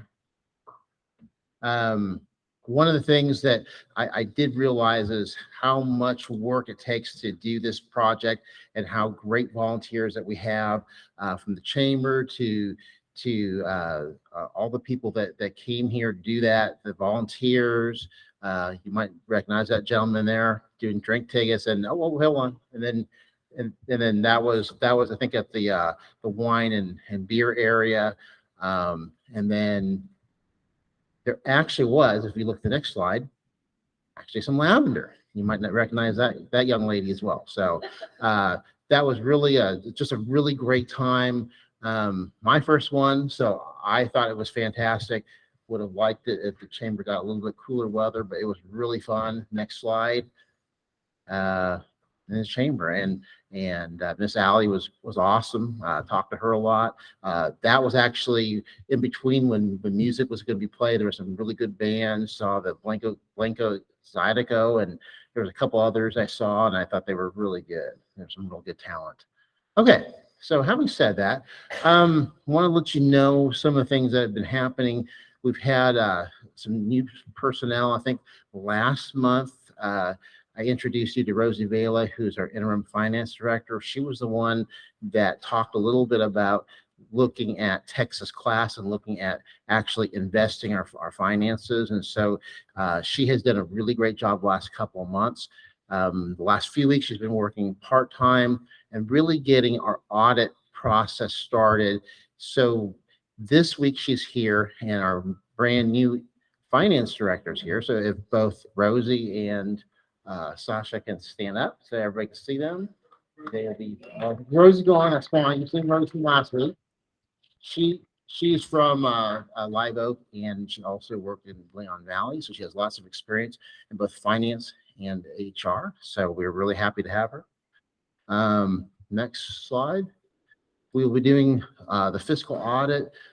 Bell Harris and Potacek will be coming on June 20th, and both Sasha and Rosie will be there to really do all of that, and I'll just be the cheerleader, and I'll just hope that everything goes well. But I'm sure it will. We are in really capable hands. Next slide. And I'm really, really excited that we have a new court clerk. She starts tomorrow. Her name's Haley Hartman. She's actually a graduate of Blanco High School, so some people may know her. I'm not from here, but she seemed really great. And what we are doing to get both these people acclimated is, like I said, with Sasha, we also have Rosie here for this week and next week. And then also for Haley, we have a former court clerk that we brought on for about 3 days to kind of show her the ropes. And so, there's just a seamless transition. And I think they're going to do a great job. And I think that's it. Yeah. Thank you very much. Thank you. Police Department, Chief Rubin.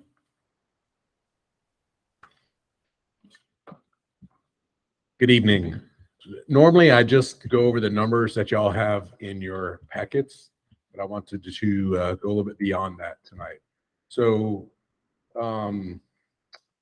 recently I've got some not nice emails about we need to work more traffic, some comments from council people about working more traffic enforcement. So I wanted to get just a little bit more detailed about the type of calls, the call volume, and the amount of time that those calls take in relation to how much traffic enforcement we also work. And I apologize, I'm going to have better packets, but I got involved in a foot pursuit yesterday and this didn't happen. But we'll talk about that when I talk about things we're dealing with. So I just want to highlight some of the stuff. So what I did was I asked to run a report that went from the last council meeting until today.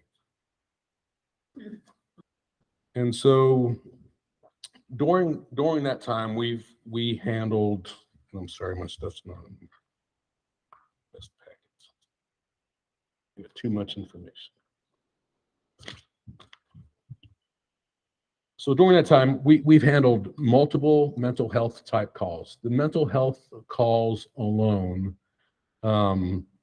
accounted for over 20 hours. And so when I say that, at our current staffing levels, we're having one officer per shift. So when an officer is tied up on one of these calls, there is nobody available to work traffic. So with those calls on mental health, and so some of these, there was multiple officers there, so that's not man hours invested, that's just on that call, on location, as if one officer had made that call. What this doesn't show is the additional hours that are then required for report writing. So this is just the amount of time an officer is actually at a location handling the call. A lot of these calls then take 4, 5, sometimes 6 hours to write the reports on that case. So that's additional time that no one is out being proactive. And then it could be months, sometimes years later, that same officer now spends 1, 2, 3, 4 days in court testifying about those hours.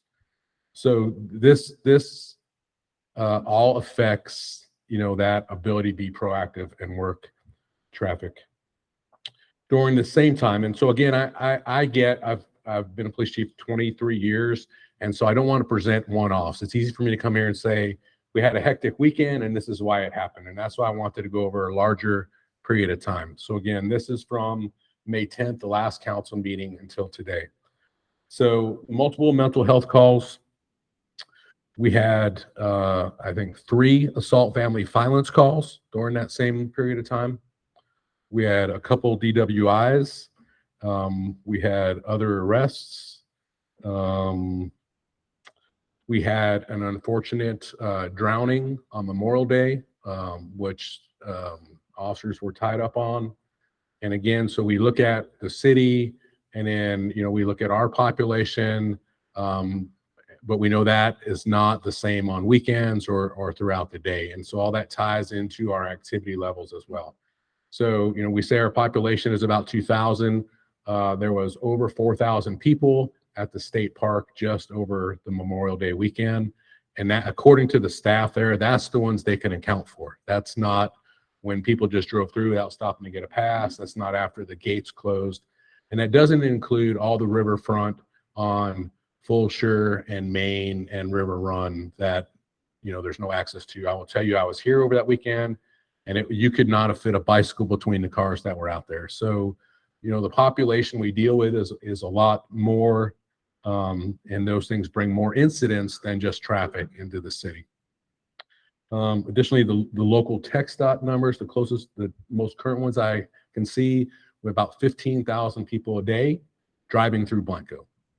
So we are dealing with quite a bit of traffic, and I'm not trying to say we don't believe that there is a speeding problem. I'm just trying to show you the things that we're involved in that take some time away from that. During the same period of time, though, with these calls, I'm just going to highlight some of the type of calls. So assault, family violence calls, they're tedious, investigatory, usually involve EMS. Then they involve us taking someone to jail, testimony, paperwork to get emergency protective orders, and a lot of follow-up work. It's not just the time that it takes at the call. In addition to the drowning call, we had an individual in distress.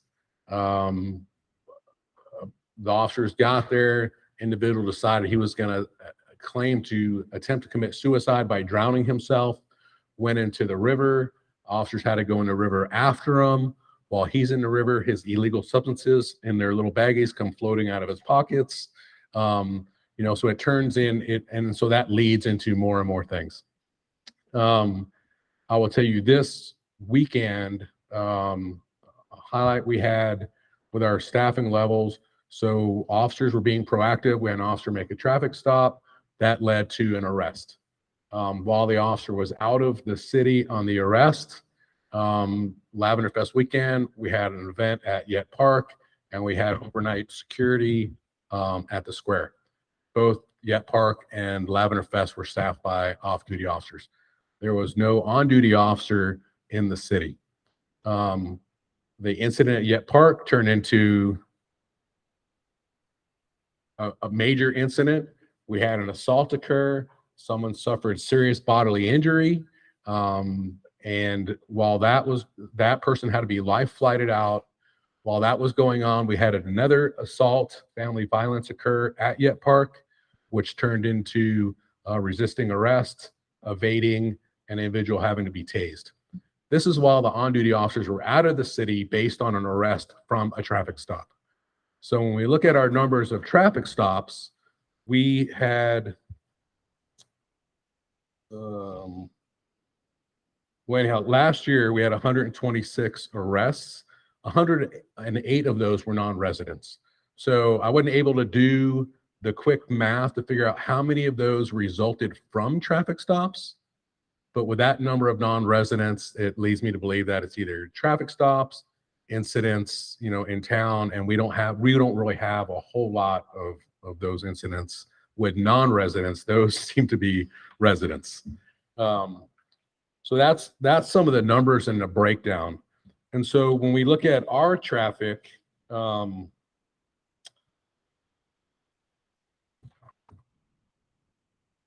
again, during this period of time, we had 251 traffic stops. For last year, and I pulled this data from other agencies, it's available online on Texas Commission on Law Enforcement site under racial profiling data. You can pull up any agency in the state. You can see how many traffic stops they made, how many of those traffic stops resulted in citations or warnings, how many vehicles were searched, and all that other data. So what I did was I just pulled the data for our judicial district. And I looked at the agencies that are in our judicial district. Out of those agencies, we had the 4th highest amount of traffic contacts in the judicial district. So on top of these other things that are going on, I think the officers are being very active in traffic. Traffic leads to arrest, and that leads to a reduction in some traffic being able to be worked. At the same time, our number of arrests were far greater than agencies of our size. We had, where the number went, I believe we had 126 arrests last year. And people like, oh, they're, minor, whatever. 79 of those were felonies. So 79 of the 126 arrests that we made were felony arrests. So that's a substantial incident that occurred there. Agencies on average that I can tell, and I'd be happy to share this data with whoever wants it. I don't want to make this meeting go forever. 15 to 18-man departments were making an average of maybe 20 arrests a year. They're working about 18 traffic accidents a year. We worked 80 traffic accidents last year. So there's a lot of stuff that's going on. We do appreciate that people are speeding, and we are trying to be as many places as one time as we can be. But this is not, pitch for people. This is just trying to let you know when you hear these complaints about we're not out working, we're not out enforcing traffic. A lot of times it's because we're in somebody's neighborhood dealing with violence, theft, and fraud. So I just want to give you that update. If you have any questions. Chief, I have a couple. One is just if there are some traffic slowing measures, I think we've talked about that before. Stick them in the budget wish list. I don't know if we can afford them or not, but if we can, and you think there's some investments we can make to help slow it down without it having to be an officer to vehicle thing, at least let us look at them and see what they cost. And then also, you and I talked before about some relief. And you said you thought you'd found a referral source on these mental health cases and things. Are they people who live here? And do we need to be working more as a city government with county resources? Do we need to look for grant funds? Do we need to do volunteer training? What can we do to give you some relief and help So these folks? in those cases, there won't really be relief for us because they're ongoing active crisis. The county is being proactive. They did start their community paramedic program. We're working very closely with them. Good. Part of the issue is depending on how volatile that person is, it doesn't alleviate law enforcement from having to make that response. So, I was on a mental health committee statewide, and so we're trying to implement some things to alleviate law enforcement response. And try to build different resources for people to have. I think the community paramedic is a good source for that continued care. Unfortunately, it seems like a lot of times you don't know that person needs the care until it requires our response, and then they can help with that additional response. I do know they're talking, a lot about state funding for mental health. I know our association, I'm active in our association. I'm supposed to testify next week on this mass violence. I was requested to testify in front of their committee, and we are stressing mental health as a part of that. I do believe that is an issue. But as far as initial relief on that response, I really can't think of another way. We're using the resources that are there. There's tele, and we can have a whole nother conversation about mental health. Sure. I'm more than happy Right. to do that now, but timeliness is not there. The other thing I did want to point out real fast, remind myself on citations is we publish the monthly numbers so people know what's going on. Well, one of the comments I got was only 21 speeding tickets in a month. Come on, what are y'all doing? And so what I want people to understand too is that when you look at the number of violators and the number of citations, they're very abnormal for them to be the same, because one violator could get a citation and a warning, 2 citations and a warning. It just depends on what's happening with that individual traffic stop. So just because it shows 21 citations, it doesn't mean that individual wasn't stopped for speeding, received a warning for the speeding, and may have received another violation. I don't prescribe to the fact that unless people get a ticket for speeding, it's not going to slow other speeders down. I don't think when you have someone pulled over on the side of the road, there's no indication of why that person is pulled over. I think the mere presence is what slows other people down. So we try to alter driving behavior and not punish people for bad behavior. That's why we're here. So, yes, sir. Are all currently funded positions?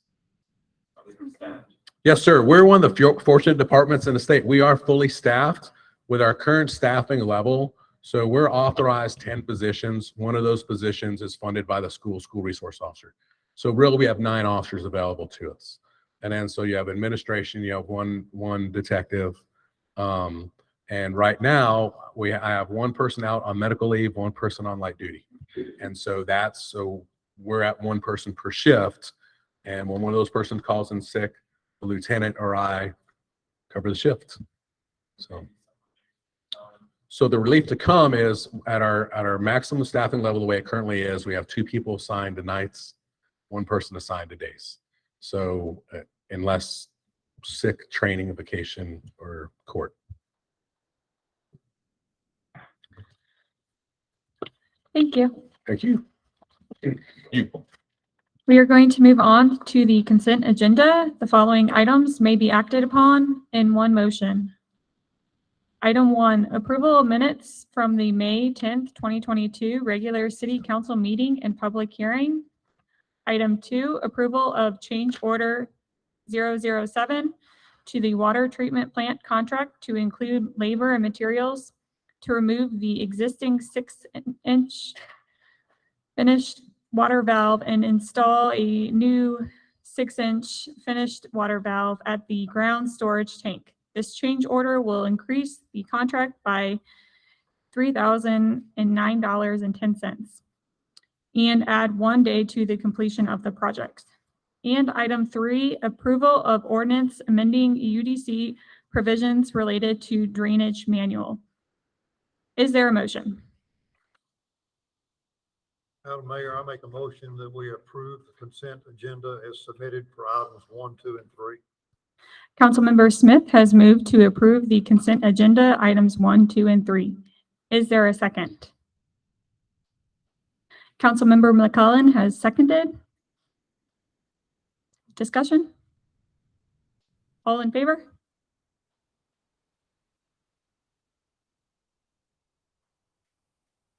All opposed?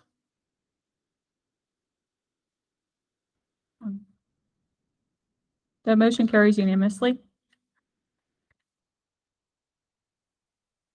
We are going to move on to old business. Item 1, consideration, discussion, and take action on approval of Water Quality Protection Ordinance 2022-00XX to be determined.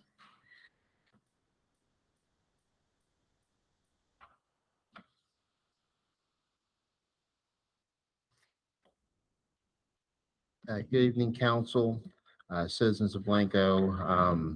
And if I'm missing anything, of course, you can just jump in, attorney or whoever wants to on council. But basically, one of the things that we're starting to look at, that I've been looking at with the staff and we've been looking at with council is starting to look at the development that's coming in, making sure that we are protecting citizens and protecting communities. This is really about providing quality development and providing quality assistance as we're moving forward. So talking about this, the Water Quality Protection Ordinance, the ordinance has been under study. We've been looking at it since February of 22. It was initiated because of the new development that's coming to Blanco as ETJ. There's probably going to be 2, 3, or 4 larger developments between now and the end of the year. We want to start being really ready for it. City planning and zoning authority is limited in the ETJ. So there's a need for more planning and action on the water and the wastewater supply and quality. And that's what this ordinance is really trying to achieve. Next slide. It comes out of the Texas Water Code 26.177. It states that a city can establish a water pollution control and abatement program for the city. It's an ordinance adopted from state law and other similar ordinances. We've been looking at several ordinances, and this is kind of what we've looked at. We study and review participants, the people that have been involved as mayor and council, our CIMAC group, which is our capital improvement management committee, other community volunteers, including POB, Infomark, and then we've been talking a lot to our city engineer, Byron. So, and the attorneys want to kind of put this together, but this has really been a collaborative effort. Next slide. So what's the ordinance structure and content summary? Look at title and purpose. We've been looking at the definitions. So what are we actually doing? It's pollution prevention and quality controls as we get new development in. General discharge, prohibitions and exemptions, and then development, pollutions and quality controls.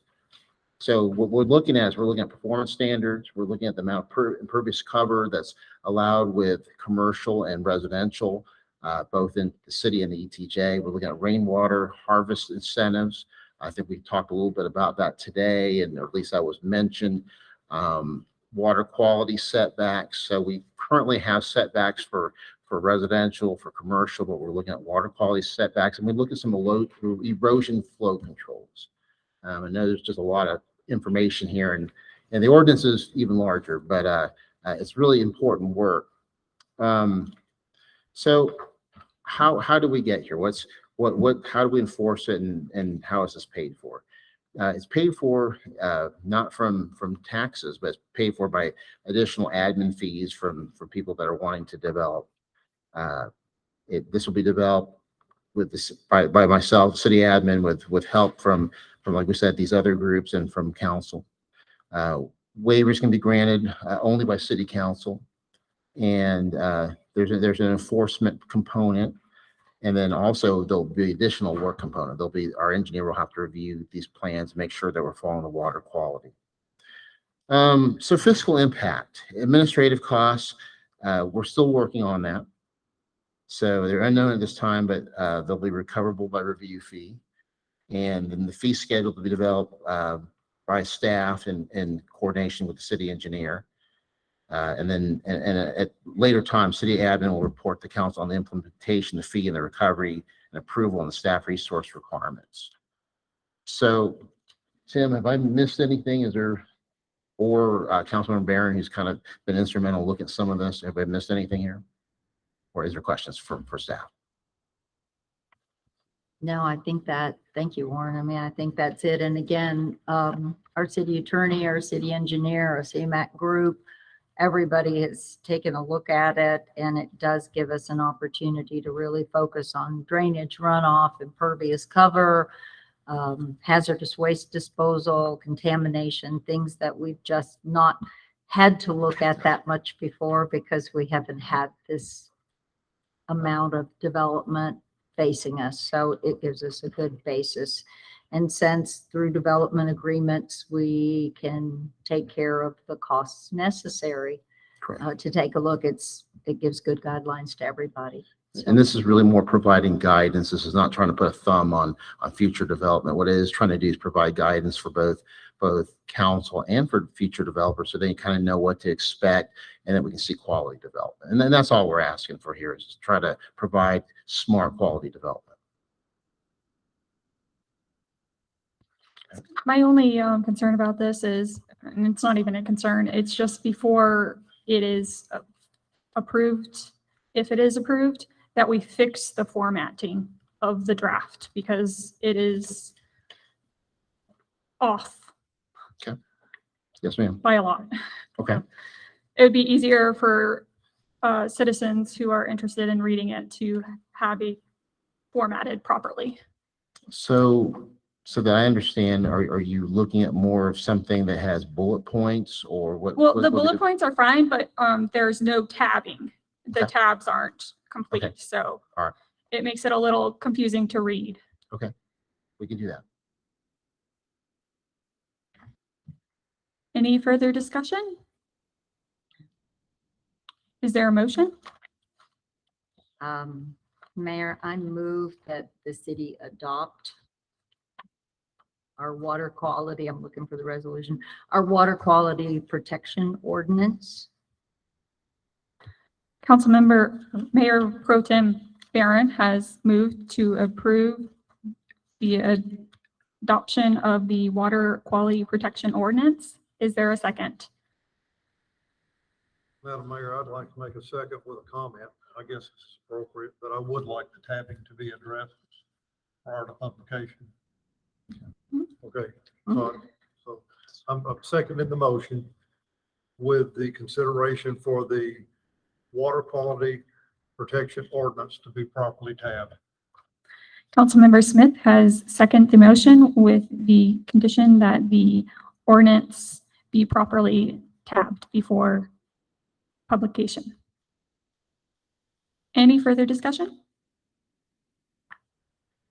All in favor? The motion carries unanimously.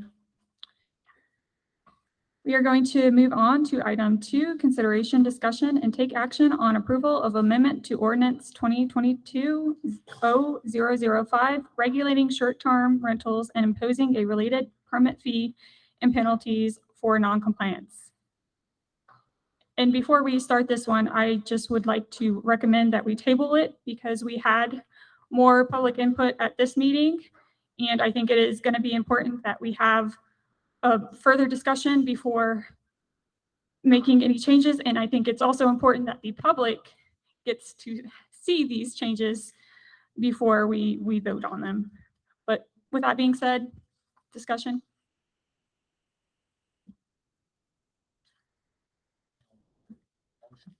Is there a motion? I'll make a motion that we table item number 2, the consideration discussion on the approval of the amended ordinance to allow additional time to address all issues. Councilmember Smith has moved to table the approval of the amendment to ordinance 2022-0005 for more time to discuss and finalize the draft of amendments. Is there a second? Councilmember McClellan has seconded. Further discussion? All in favor? The motion carries unanimously. So we are going to move on to new business. Item 1, consideration, discussion, and take action on approval of financial investments contract between Texas Class and the City of Blanco. Thank you, Mayor, Council, citizens of Blanco. So you heard from Zach with Texas Class. He explained what the program is, and what I kind of wanted to explain is why why we're talking about doing this now. So one of the things is I want to try to basically go for the low-hanging fruit, try to make sure that we're getting the money that we need to, that we're investing wisely. One of the things that we looked at is right now we just have our money, current money at a bank, and we're receiving about 0.46% a year, which is probably okay right now. Obviously, with the rate increases, that would probably even go up. But I've been aware of 2 types of programs, Texas Class, and then when I was in Sealy, we used something called TexPool. So first of all, if you look at the additional pages I provide you, which was the City of Blanco investment policy, it'll talk a little bit about how the money should be invested in safe assets, should be managed, and should provide the best yield possible at a place as an area which is safe. And I think you heard from this gentleman that they do provide that for many cities. So having said that, though, but the reason why I wanted to present this information tonight and really go over this is so that you see that this is something that we need to do. We do need to develop a strategy and actually start investing the fund balance that currently exists and will exist. So having said that, I'll just talk a little bit about the objectives. We want safety for the principal. And we want liquidity. One of the reasons why Texas Class was something that when we looked at, we really liked, was because not only is it liquid, it also pays out every day, and it compounds, and return on investments. That's the other thing that we're looking at. The fiscal impact is that it could provide additional yield for money that's not yet being used by the city, and we're not seeing. And I can't give you an exact number, but when we were kind of looking at this, when we've been talking to Tony, with what we have right now, we could probably yield an extra $20,000 or $25,000 a year doing this type of investment. So that is really, like I said, the low hanging fruit. I do understand this is a very big question, and this is something that you want to probably look at. So while I am in favor, the staff is in favor of going with Texas class, the recommendation right now is that staff's recommendation is to review the options and vote on the favorite option at the next available council meeting. So questions of staff. Could I get more information? He was referenced about the Public Funds Investment Act. I'm not familiar with that. PFIA from the Investment Act, Chapter 1256 is the code, state code that governs all public entities. So cities fall under that, and it specifies exactly what securities or types of investments you can be in. Also talks about your banking contracts and the like. So the pools do fall under 2256. So it's an allowable investment for public funds within the state of Texas. All right, thank you. And Warren, you're saying that staff is recommending that we vote on this at this meeting or the upcoming meeting?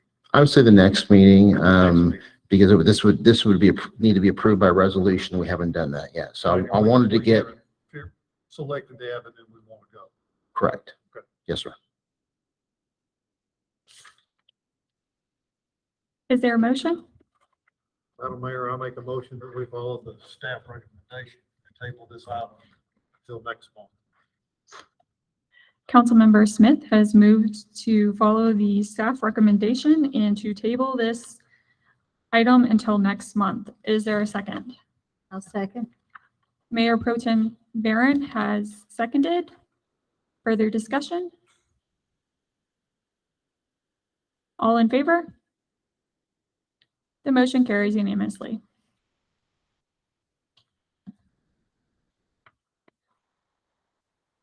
Item 2, consideration, discussion, and take action on directing the city administrator, city attorney, and city engineer to negotiate a potential public improvement district package between Palmco, Inc. and the city of Blanco. So staff recommendation is going to be that we defer this item for now, have executive session, and then bring this back after executive session, where you can take a motion then. Is there a motion? Madam Mayor, I make a motion that we table this item until we complete our executive session this evening. Councilmember Smith has moved to table this item until we discuss this item in executive session. Is there a second? I'll second. Mayor Pro Tem Barron has seconded. Further discussion? All in favor? The motion carries unanimously. Item 3, consideration, discussion, and take action on the revision of schedule for sale of bulk water at the city of Blanco.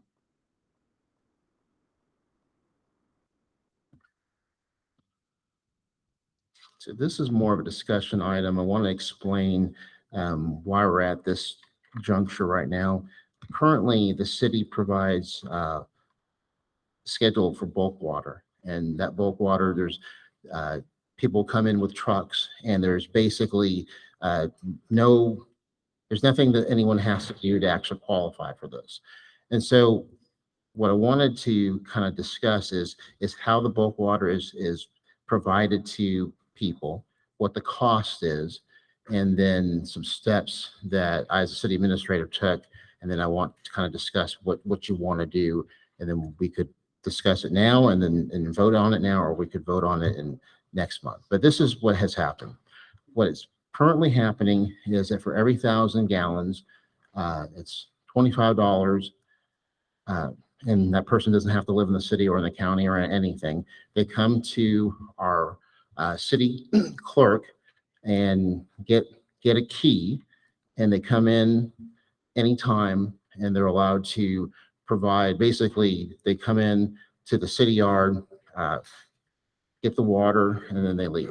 And so we don't know if they're getting more water or less water, or if there's any issue because we don't have enough staff to be there the whole time. That was the case when it was city public works, and it's the same case as Infomart. So after having reviewed kind of how we do that and looking at the security and the fact that we don't want people coming into the yard with a key. Sometimes people won't bring back the key. Sometimes they bring it late. They've jammed the key before, so we've had issues. I made a decision talking to Damon and talking to the city engineer that what we would do is just have the key or just have the bulk water available from 8 to 10 a.m.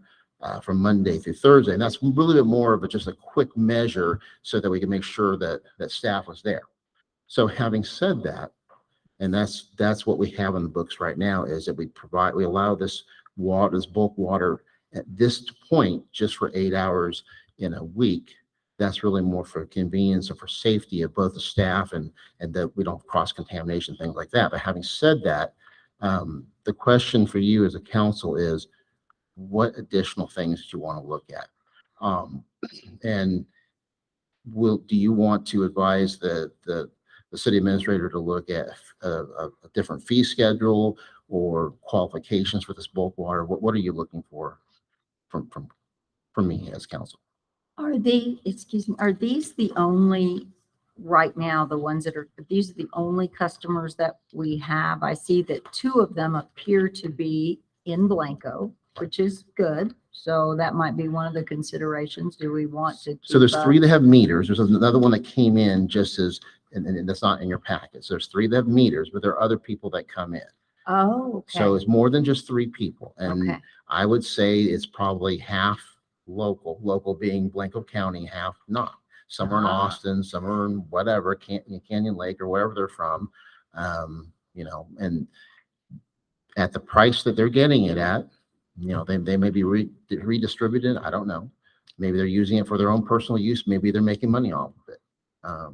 But as we look at resources and we need to decide, and one thing I didn't provide, and I'm having our finance department look at it, is how much we make in a year on it. So that is the one piece I have not given you. And I'm sorry about that, but I'm going to guess it's less than $20,000 a year. And again, tell me what our rate is for residents for 1,000 gallons. So we're charging the same thing to a commercial customer driving into town from we don't know where as we charge our people who live here. That's correct. Hmm. That's correct. Okay. But there's also the customer, the residential customer has a pipe and those different things. So it's a different, but yes, the actual water is the same. I've got some questions more. I guess first one, of the people that we provide bulk water to for transportation, are they all licensed water haulers? Yes, well, let me say this. My understanding is that we have everybody that gets it is licensed and To haul. water. That's correct. That's correct. So it's not an individual coming to take it for their house or something like that. This is somebody that maintains a license.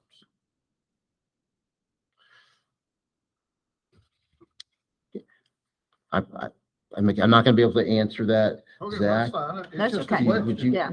I don't have to have an. I think answer these like are all things we need to get. Yeah, and answers that's to. something we'll What have do to we look want into. our policy to be? Do we want them all to be licensed water haulers and a list of accepted customers and what criteria would those customers need to meet and so on.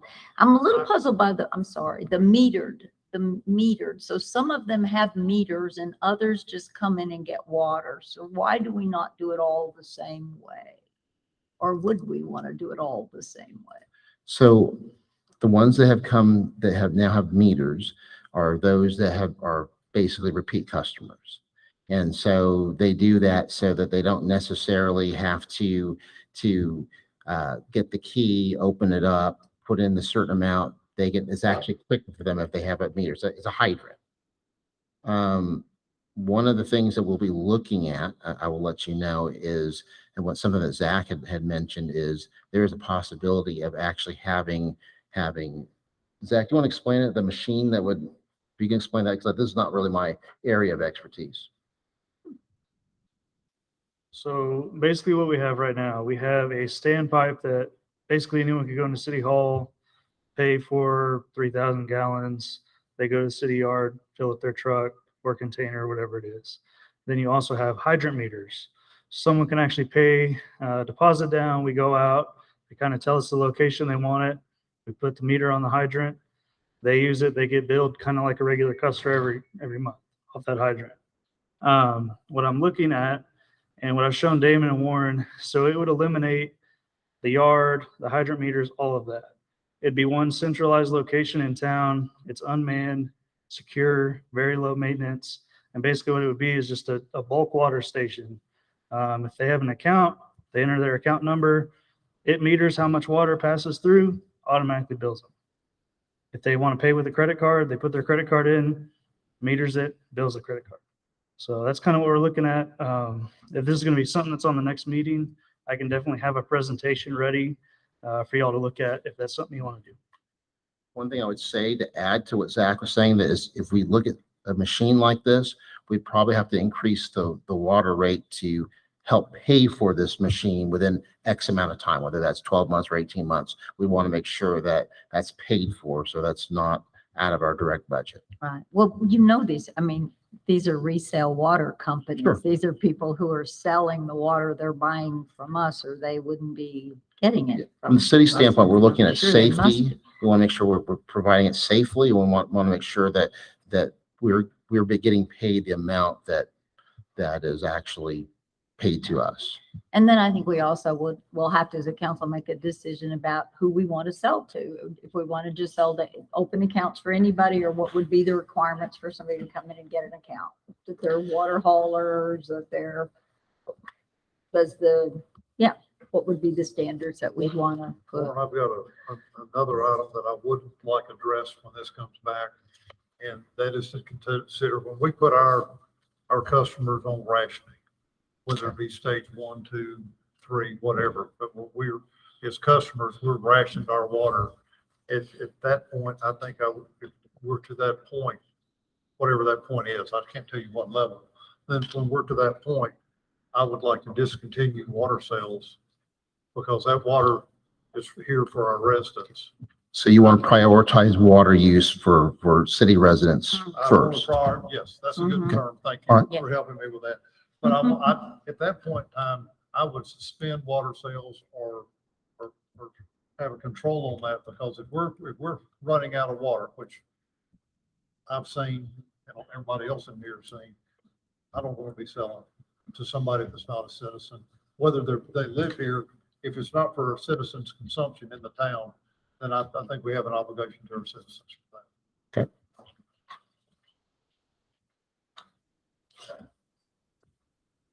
Speak on that, that's, I believe, already a component of our water. So I don't remember stage 1 or stage 2, but all bulk water sales. Okay, well, that's fine. Yeah. Okay. So we can bring this back to you next month. Right, well, Zach, I'm glad we have it, but I didn't know we did, but if we did, we need it. Okay, thank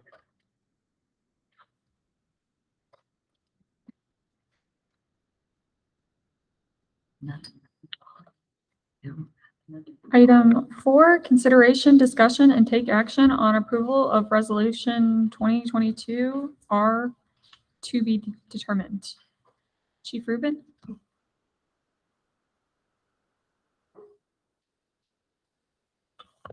Good evening.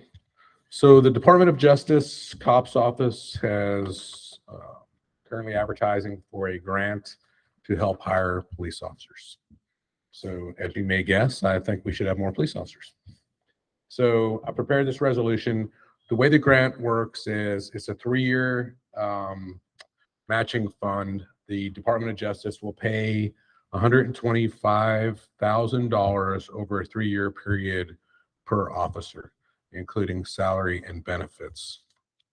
Our current salary with benefits for a patrolman, $69,833, including benefits. So I took that times 6 for 2 officers, and then minused out the $250,000 the grant would cover, and that leaves $168,998 that this would be the city's cost over a 3-year period. So right now we're having technical difficulties getting into the grant, just the way, and that's happening to everybody. I talked to the director of cops at the DOJ. They're extending the deadline, it looks like, because of the issues. So I can't tell how that is spread out over the 3 years. In previous years, sometimes they would pay 75%, or they pay 100% the first year, 75% the second, 50% the third, and then the city's obligated after that. From what I'm hearing this year is they're not doing that. It's just the $125,000, and the city kind of pulls from that over that 3-year period. But I'm not 100% sure on that. So I do have a question, Chief. Well, that you're talking about if we apply or when we apply for this grant, and it's $125,000 over 3 years, then we're looking at the city's, your budget going up 125,000 over the next 3 years. so it's $168,998 divided, depending on how we wanted to do that, could be divided by 3 is how much the department's budget would go up to cover with the grant, our cash match for the grant. So if we did 1/3 installments on that $125,000, the $168,998 divided by 3 is how much that would increase our salary budget line. This So grant 48. would be used to provide additional officers rather than to subsidize what we already had. Yeah, so the grant the grant is used to hire new officers. So it would be additional officers.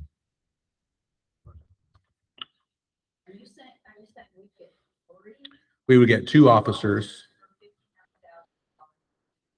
I trust your math, yes. So we'd get 2 officers for $59,000 a year for the first 3 years. And then by the resolution, what you're committing to is retaining the officers for at least 1 year after the grant expired. So $69,000 and say it's $140,000, and that wouldn't be until the 4th year.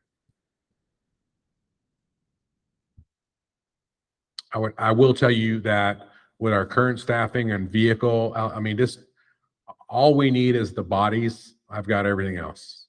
I just need the bodies. There should not be really any additional cost. This covers salaries and grants. The cars we need, we already need. It's not affected by adding 2 bodies, because when we're staffed 2 per night, and I will tell you, so some things that we've done is, so we eliminated the K-9 position. So that frees up a couple hundred man hours that we weren't getting because of FLSA requirements on K-9 care. So that vehicle that was only driven by the K-9 officer can now be driven by multiple people. So vehicle wise for patrol, these bodies will not affect that. We purchase radios and weapons to have backups if we need those. So equipment wise, we're good. It's about $1,500 per officer to outfit them. And that's a one-time deal. So Need to be traffic officers, right? they would be available to work a lot more traffic. Yeah. And what's the deadline for the grant application? The original deadline was like the 9th, and it got extended. I don't know what the new deadline is. We were rushing. I think it's June. It's not too far off. But I had to have the resolution before I could even get in the grant. So I wanted to do this and there's no guarantee we're even going to make the deadline with the technical stuff going on, but the resolution needs to be done for us even to be able to apply for it. It needs to be done tonight. Yes, ma'am. There is. Yeah. The next meeting will be well after the deadline. So we'd be committing to 59,000 out of this budget that isn't in this budget, or starting in our October budget? It would be This would be our it's line once the item. positions are filled. Okay. So, and for police officers, it would take us well, I don't know when the grant will be awarded, what their deadline for that is. So the grant wouldn't start until the officers are hired. And I think that's why they have changed that $125,000 to a 3-year period. So it depends on when you actually hire them instead of the way the fiscal years I mean, work. If you had trouble curing or finding, somebody that's suitable for placement in that position, then you're not obligated to hire somebody within a certain time period. No, and in fact, like, if we couldn't hire anyone, then the grant would not start. You have so long to activate that grant, or we could turn the grant down. I will tell you, we're very fortunate right now, and there's a lot of departments that are struggling, and I'm getting phone calls from people who are qualified and looking to work. I will not have a problem filling these positions. And I'm sorry, I'm a little dense. So if we ended up needing to look at our October budget to have this in, if we couldn't find it in the existing, is that too late? It's June, July, August. I mean, could we put it in the October? No, budget? because the way that I don't believe the grant cycle, because it's federal dollars. So I don't believe they'll even become available Okay. probably till then, the way that, how the federal government does their FY grants. So if it's just now announced, then this is money for coming up, is my belief, but I've been surprised by Washington before. Is there a motion? Madam Mayor, I make a motion that we approve and adopt resolution 2022 R0XX for the officer. Councilmember Smith has moved to approve resolution 2022 R0 or R0XX. Is there a second? Mayor Pro Tem Barron has seconded. Further discussion?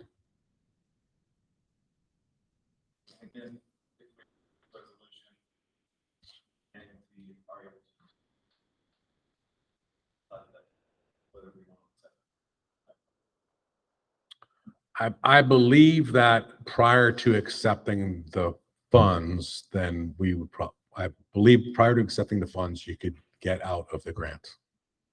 Once you start accepting funds, in fact, because I know there's some language in there, like if you don't retain the person throughout the 4th year, you have to pay back the funds. So I think as long as the funds aren't accepted, there's a way out. There's going to be a waiting list for this money, so I'm sure they'd be happy to reassign it. From what I understand, you said if we don't hire anybody, then it just goes away. We don't have an obligation to hire somebody. But if we do hire Then we've got a 4-year commitment. We have a 4-year.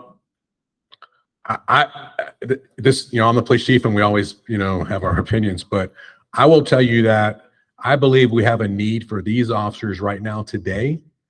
And so if we don't find a way to fund these by year 4, then we need to have some other type of discussions when it comes to safety of the residents. I'm willing to be optimistic that through the budget schedule, we'll see if we find the 59,000 for the 3 years, hopefully as around 4 years. And I'm sure there'll be some months, unfortunately, there will be no salaries paid, no benefits paid, because officers will leave. And well, hang on to this. Yeah, absolutely. And that's, like right now, one of the officers out on medical leave, it's leave without pay. So there's and agencies our size, and city managers will tell you, there is very rarely a time when you don't have a vacancy. I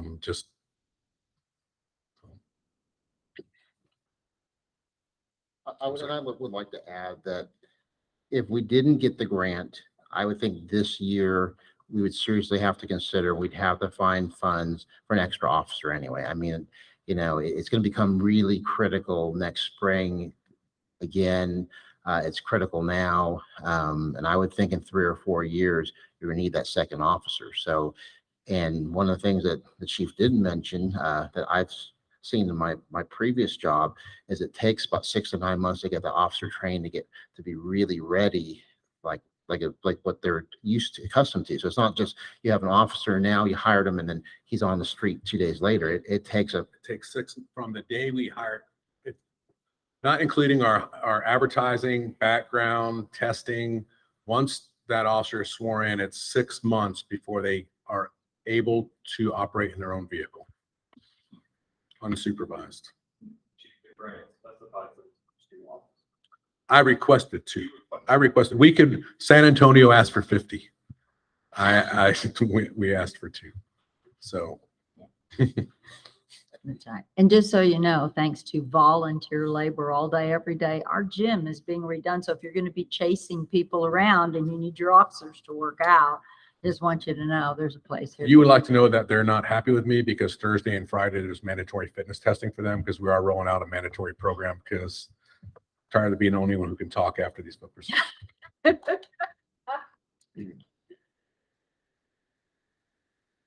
All in favor? All, the motion carries unanimously. Thank you. We are going to move on to executive session. If I can make a recommendation, Mayor, could we do an executive session for item 3 only and then come back into regular session and then a motion can be made and then we can go back into executive session for the remaining 6 items? That'd be a Yes. request. So we are going to do item 3 in executive session, Texas Government Code sections 551-071, 551-072, and section 105. Texas disciplinary rules of professional conduct confer with city attorney regarding proposed public improvement district. So at 8:22, we are going to adjourn into executive session.